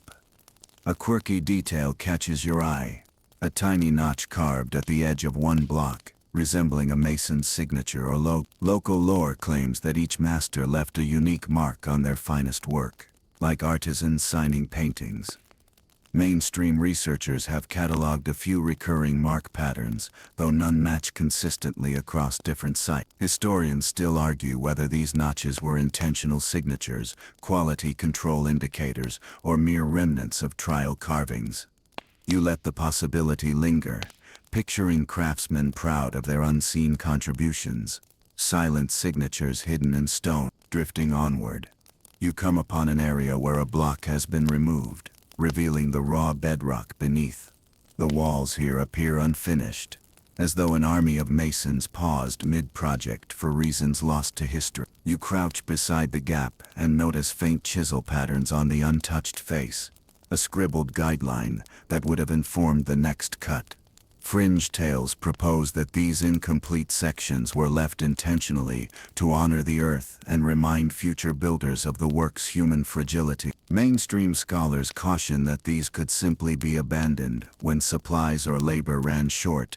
But you choose to savor the romantic notion. Even the greatest works remain open invitations to continue the craft. You stand and stretch, brushing dust from your palms as your mind drifts to the vanished tools themselves. Where did the stone hammers, wooden wedges, and bronze chisels go? Archaeological digs have unearthed fragments, blunted heads, broken handles, but never a complete set. Historians still argue whether surviving tools were melted down for other uses post-conquest, or hidden away by artisans seeking to protect their trade secrets. You imagine a mason burying a set of chisels beneath the foundation stones, a time capsule of craftsmanship waiting for rediscovery. A sudden echo draws you back to the present. A modern restorer, testing a seam with a small tapping rod, checking for hollow spots before injecting stabilization resin. You watch as wet resin oozes into tiny cracks, then hardens clear, preserving the wall's appearance, but forever altering its original dry stone integrity. It strikes you how restoration, though well-meaning, can blur the line between past and present, merging lost techniques with new interventions. Historians still argue whether such interventions should be reversible or permanent, balancing preservation against authenticity. You continue along the corridor to a section where local villagers have set up a small workshop, demonstrating replica methods passed down through family lines. A young artisan strokes a diorite pounding stone against a granite block, producing a soft drumming sound, reminiscent of a muted heartbeat. She explains that her grandfather taught her to start with broad strokes and graduate to finer hammers, a process he learned from his own father, though he never knew why certain sequences mattered. Mainstream ethnographers note that craft knowledge in many Indian communities is predominantly oral, with no formal manuals. Historians still argue whether this living tradition preserves true Inca methods or has evolved into something uniquely regional. You close your eyes and let the gentle drumming wash over you, imagining the slow progression from jagged block to polished slab. The rhythmic tapping feels like a lullaby, almost a continuation of the stone whisperer's melodies you encountered in section. Each strike carries memory, each echo a fragment of technique distilled over centuries. You sense that these forgotten craftsmen left behind more than tools and walls. They passed down an ethos of patience, observation, and respect for material that transcends any blueprint. Opening your eyes, you notice a simple sign by the workshop. Teachings of Kuri Koya, referencing the hidden moon goddess believed to guide secret artisans. Fringe enthusiasts claim Kuri Koya blessed those who worked by moonlight, emboldening them to carve without error. Mainstream linguists point out that the name likely refers to local place lore rather than a deity of masonry. Historians still argue whether myth and method intertwined in Inca craft, or whether such legends are layered on colonial interpretation. You let the ambiguity settle, appreciating that the interplay of myth and method adds texture to your understanding. As you leave the alcove, the corridor narrows and the distant horizon beckons with glimpses of sunlit terraces. You carry with you the echoes of vanished techniques, the subtle notches, hidden signatures, and half-carved faces that speak of masters whose names are lost, but whose hands remain immortalized in stone. The memory of chisel rhythms, quiet songs, and whispered lines lingers in your mind, a gentle reminder that no craft, no matter how precise, is immune to the passage of time. Stepping into the open air, you breathe deeply, the cool breeze brushing past weathered walls that bear silent witness to both ingenuity and loss. The stones around you stand as mute teachers, their secrets partially revealed yet perpetually elusive. And as you continue toward the next chapter of this journey, you feel a tender gratitude for every master mason who ever whispered instructions into rock, and for the lingering possibility that someday lost techniques might be coaxed back into the light. You step into a narrow corridor, where two towering stone walls rise on either side like silent sentinels, their surfaces cut so precisely that even a whisper can travel clear as a flute note. As you draw near, you notice a shallow channel carved along the base of the east wall, its U-shaped groove running like a musical stave. When you drop a pebble into the channel, it skips and rattles, emitting a gentle percussive rhythm that seems to hum back at you. Mainstream acoustical surveys confirm that these grooves can channel sound waves, creating subtle echoes. Engineers today study them as primitive sound ducts. Historians still argue whether Inca Masons designed these channels for acoustic ceremony, or if their primary purpose was water drainage, though water rarely gathers here during the dry season. Leaning in, you cup your hands around your mouth and whisper a single word, "Inti." The sound travels to the far end of the corridor, and returns to you as a soft echo, barely louder than the flutter of your eyelashes. Fringe enthusiasts claim that masons tested stone thickness by whispering and listening for tonal quality, using human voices as living tuning forks. Mainstream archaeologists, however, note that no direct colonial account describes such vocal tests, suggesting instead that simple tonal checks with hammerstones served the same purpose.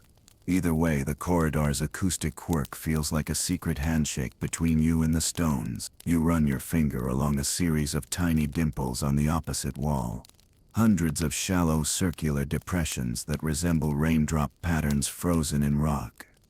When you tap one gently, it emits a surprisingly bright tone, like a muted bell. Researchers confirm that those dimples create localized resonance chambers, each producing slightly different pitches depending on depth and diameter. Historians still argue whether these sound wells were intentional musical notes embedded in the architecture, or the byproduct of tool sharpening, where masons ground hammerstones in place and unconsciously left tonal marks. A light breeze stirs, carrying the faint sound of distant pan flutes. You imagine Inca priests playing melodic scales that harmonize with the corridor's echo, turning the passageway into a living instrument. Fringe lore suggests that special ceremonies involved entire choirs singing antiphonally down these corridors, their voices weaving through grooved channels in trance-inducing pattern. Mainstream scholars remain cautious, pointing out the lack of written records describing musical rites in stone passages. But they concede that Andean cultures revered sound in ritual contexts. So it's plausible Masons considered acoustics in their design. You close your eyes and speak a low hum, letting the vibration fill your chest. Against the stones, your hum resonates back in a soft tremor that you feel more than hear. Modern acoustic cameras reveal slight frequency amplifications in such niches, confirming that rock can sing when prompted by human voice. Historians still argue whether the Incas recognized these properties scientifically or discovered them intuitively through centuries of observation, and either answer feels comfortingly human. A blend of curiosity and craftsmanship. Venturing deeper, you find a circular recess set into the wall at about waist height. The recess's walls are polished smooth, and its diameter is roughly 2 feet across. When you crouch and whisper into the center, the sound seems to concentrate, returning as a focused echo directly to your ear. Experimental recreations show that these whispering bowls can focus sound nearly 10 times more intensely than flat surfaces. Historians still argue whether these alcoves served as private confession spots for Inca elites, or acoustic test chambers for Masons. You probably won't survive the embarrassment of confessing your deepest secret to an empty stone bowl, but you can't resist gently vocalizing Pachamama, earning a timid echo as response. Looking up, you notice that the corridor's ceiling is slightly curved, an inverted arch that subtly directs sound waves down to ear level. Mainstream experts confirm that such vault shapes can act as focusing lenses, projecting whispers from one end to another. Historians still argue whether this was accidental emerging from structural needs or a deliberate acoustic feature. You imagine an apprentice joking to his master, "Master, did you carve this arch for strength, or so we can gossip from afar?" And the master replying with a grin, "Both, my friend. Secrets travel best on the echo of stone." You step back to a smoother section of wall where small trapezoidal niches are carved at ear height. There are 5 niches spaced evenly, each about the size of a hand palm. You place your palm against one and speak the word puma. The sound emerges faintly from the next niche down like a distant bird call. Some fringe theorists argue that these niches formed a primitive intercom system, allowing trusted couriers to pass messages without being overheard by eavesdroppers in the open. Mainstream archaeologists note that distribution of niches often aligns with structural support points, suggesting a dual-purpose design, both for scaffolding and subtle communication. A stray beam of sunlight slips in through a narrow slit above, illuminating swirling dust motes that dance like tiny notes in the air. You run your finger across a shallow channel carved above the grooves, this one V-shaped, and softly tap. The resulting echo has a lower pitch, thicker and deeper, reminding you of a cello's warm drone. Acoustic analyses confirm that channel shape V versus U directly influences tonal quality, as cross-sectional geometry determines resonance frequency. Historians still argue whether architects intentionally varied channel shapes to compose an underworld symphony, or if subtle tool choices led to incidental diversity. You lean back, letting the dual bass and treble echoes lull your mind like a gentle duet. An inquisitive lizard scuttles across the stones, pausing to gaze at you with curious eyes. You imagine it as the corridor's resident sound inspector, creeping along grooves to verify tonal qualities. Fringe stories credit certain amphibious creatures as secret collaborators, testing acoustic chambers for water sound amplification, though mainstream biologists dismiss these tales as whimsical. You share a silent nod with the lizard and move on, feeling an odd kinship with its silent investigation. Halfway down the corridor, a wider alcove unfolds, its walls covered in the same grooves and niches, but arranged in a radial pattern like the spokes of a wheel. Standing at the center, you clap your hands slowly, and listen as the sound bounces around you, creating a muffled patter that seems to swirl. Modern sound maps show that radial patterns diffuse echoes in circular waves, softening sharp reverberations into a soothing ambient wash. Historians still argue whether this space was used for healing rituals, where whispered mantras reverberated gently to calm the mind, or for mundane purposes such as public announcements. Either function feels imminently cozy, a spa for ear. A gentle murmur drifts to you as another visitor experiments with the space, softly chanting an old Quechua lullaby. Their voice melds with the ambient echo, creating layers of sound that ebb and flow like ocean tide. You close your eyes and let that tapestry of voices and echoes envelop you, your breath syncing with the rhythm of whisper and response.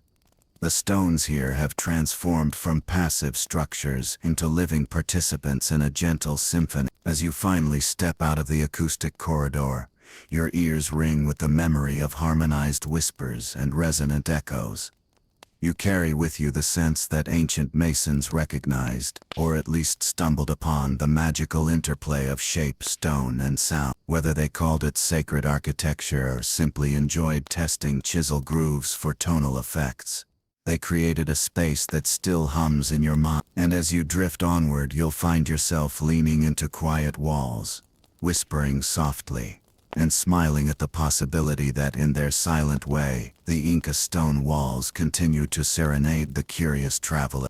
You descend from the high mountain fortress and find yourself stepping onto a gently sloping plateau where the faint fingerprints of Inca stonework ripple across low walls and terraced fields. It's here, well beyond Cusco's heartland, that you witness the quiet influence of Inca masonry on neighboring peoples, builders who adopted, adapted, and even softly subverted those same mortarless methods amid local tradition. As you trace the edges of a low retaining wall, you notice its polygonal blocks echo the shapes seen at Sacsayhuaman, yet the stones are smaller and set with a looser fit, suggesting a community that valued Inca precision but modified it for regional needs. Historians still argue whether these peripheral adaptations reflect direct Inca instruction or the independent ingenuity of Andean cultures who admired and emulated their mightier neighbor. You brush your fingers against the rough andesite surface, comparing it with the high polished granite of Machu Picchu's plazas.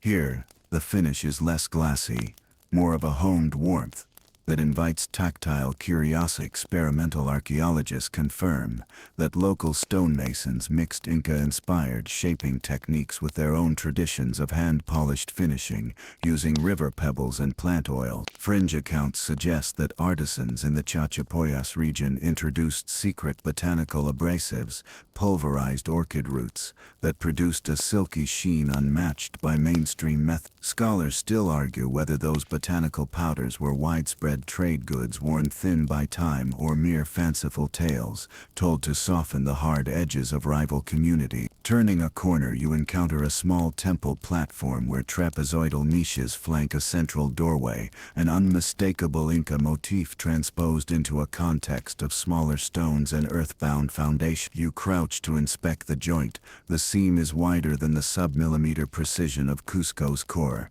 yet narrower than the average local wall, speaking to a negotiated compromise between Inca ideals and local capability. Mainstream archaeologists note that these hybrid walls often appear at administrative centers established during imperial expansion, likely built by conscripted local laborers under Inca supervision. Historians still argue whether those laborers were taught formal Inca apprenticeship methods or merely assigned simple tasks under distant foremen's orders.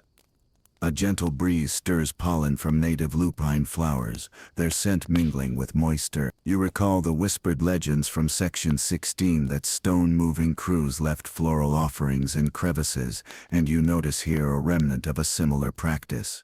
A small cache of wilted petals tucked behind a loose block. Fringe folklorists claim local elders maintain this ritual to honor both ancestral builders and Pachamama, a dual homage reflecting a fusion of imperial and indigenous spirituality. Mainstream researchers acknowledge the persistence of Andean ritual continuity, but debate whether petals here echo Inca precedent or parallel pre-Inca rites.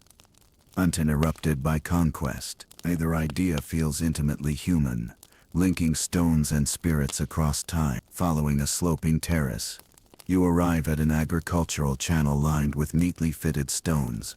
Their interlocking faces recall Inca waterworks. Yet the channel's course follows a meandering mountain stream rather than strict Inca grid geometry. As you peer into clear, cold water flowing over polished slabs, you realize that practical irrigation knowledge, Inca and pre-Inca, melded into a local tradition that prized adaptability over uniformity. Historians still argue whether the Incas introduced canal building to these regions or simply refined existing networks. Evidence suggests both processes occurred simultaneously, a testament to collaborative engineering. You step across a small causeway, where stones are laid in a slightly convex arch, forming an early bridge that spans a seasonal torrent. The arch's curvature resembles Inca foundations seen in palace walls, albeit executed on a smaller scale and with simpler tools. Mainstream surveys confirm that local masons borrowed Inca concepts of load distribution, applying them to footbridges rather than massive ramparts. Fringe researchers claim some remote Andean villages developed floating footpaths, stones loosely set so they shifted with floodwaters and self-repaired as sediment settled, but no physical trace of such dynamic bridges survive. Scholars still debate the authenticity of these accounts, but you can't help imagining gentle pathways that flexed with water's flow. Ahead, a sun-faded mural decorates a half-collapsed wall, painted trapezoids and stepped lines reminiscent of Inca iconography. The pigments earth reds, charcoal blacks, and clay yellows have weathered into subdued pastels, yet their forms remain legible. Mainstream art historians argue that these murals demonstrate cultural syncretism, blending state-sanctioned Inca motifs with local mythic symbols like the jaguar and the mountain condor. Historians still argue whether these painted walls served primarily as propaganda promoting imperial unity, or as local interpretations that reasserted regional identity within the framework of empire. Either way, the effect is calming. An understated tapestry of stone and color that feels like a shared lullaby across cultures. You pause at a doorway framed by a slightly curved lintel, noting that the arch subtly resembles those at Ollantaytambo, yet with a softer angle. The stones above the doorway interlock in a gentle keystone pattern, distributing weight without mortar. Mainstream structural analyses confirm that such arches confer seismic resilience, an architectural lesson the Incas disseminated widely. Historians still debate whether local builders mastered arch construction under Inca tutors or whether they rediscovered it independently, guided by their own empirical observations.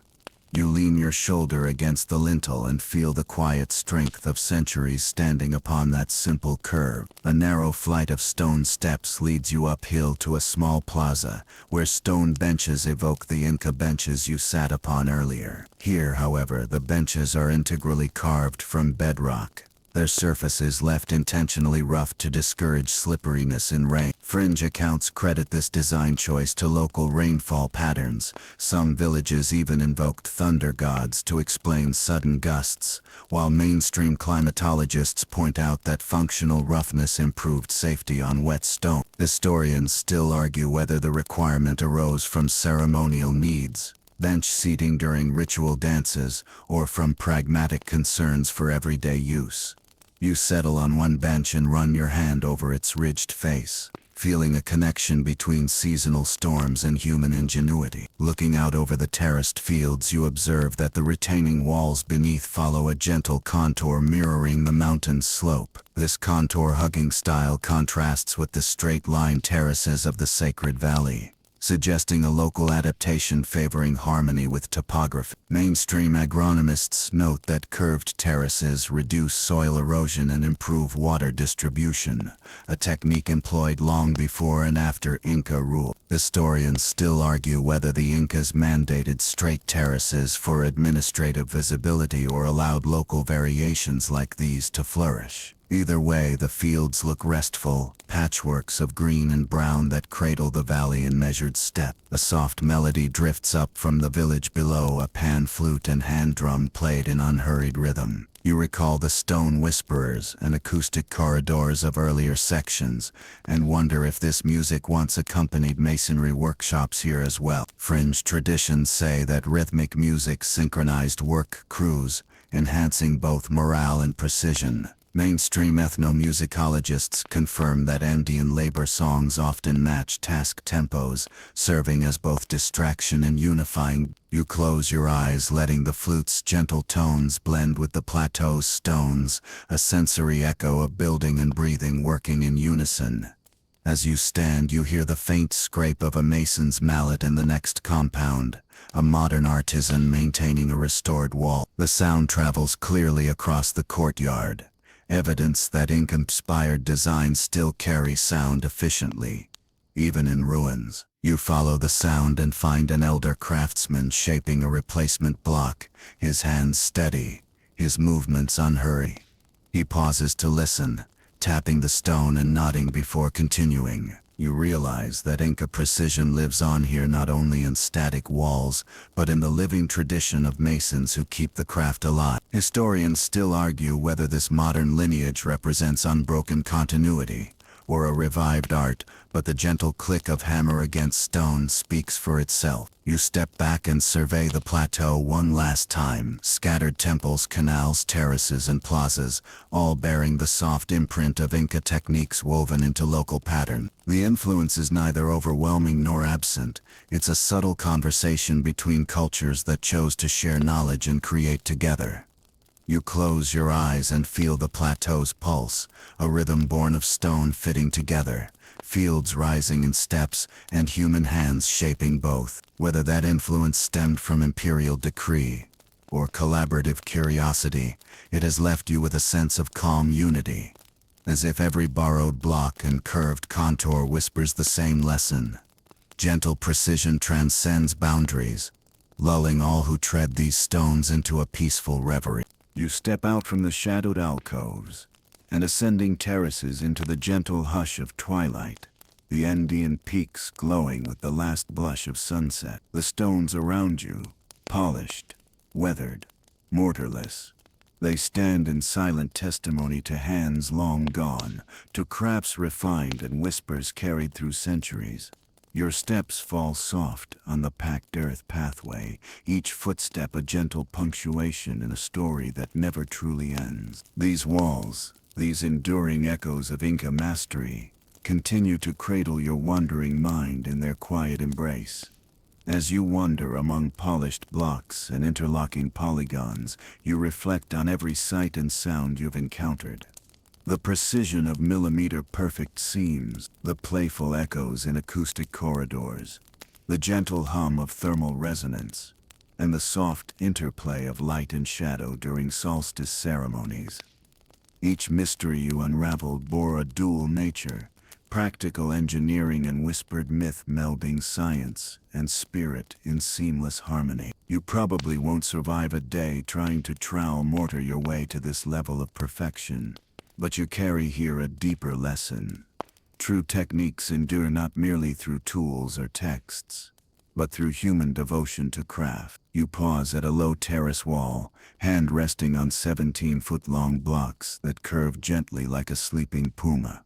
The granite feels cool beneath your palm, as though storing the mountain's memory in its heart. Scholars still argue whether the trapezoidal shape spoke of cosmic alignment or purely seismic resilience.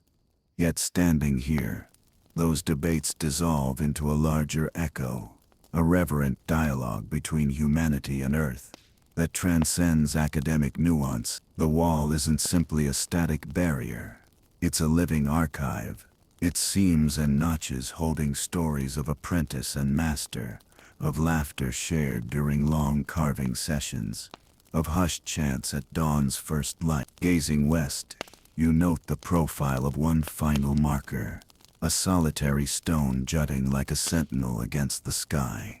You imagine masons pausing before it as the sun dipped below the horizon, their tools laid down as respect for the day's work. Perhaps they left offerings here. Petals, kernels, or whispered words, grateful to the rock for yielding its burden one last time. Historians still argue whether these markers were formalized in state ritual, or simply personal shrines. But the intimacy of that moment lingers. Builders speaking softly to stone, stone responding with unwavering steadfastness. Continuing along a narrow causeway, you hear the distant drip of water from a long-forgotten fountain, its channels still perfectly angled to carry fluids in silent procession. Water and stone intertwine here, a duet of elements playing out across centuries. You remember how water in moonlit channels seemed to guide artisans to flawless joins, how small reservoirs captured reflections of stars, and how faint ripples created a soothing lullaby for sleepless observers. The water's murmur now drifts through your thoughts, a reminder that time flows through these walls as surely as it flows down mountain streams. You let your gaze wander upward to spot faint inlays and indentations, hidden faces half erased by wind and light. They wink at you from the stone surface, reasserting that history is never truly still. Fringe whispers call them guardians.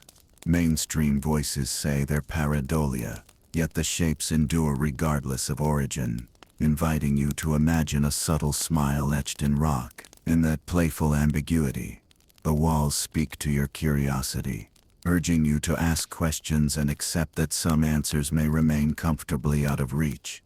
Stepping into a small plaza, you find a worn bench carved directly from native bedrock, its cradle-shaped seat inviting you to rest. You settle down, legs dangling over the edge, and draw in a deep breath of thin mountain air.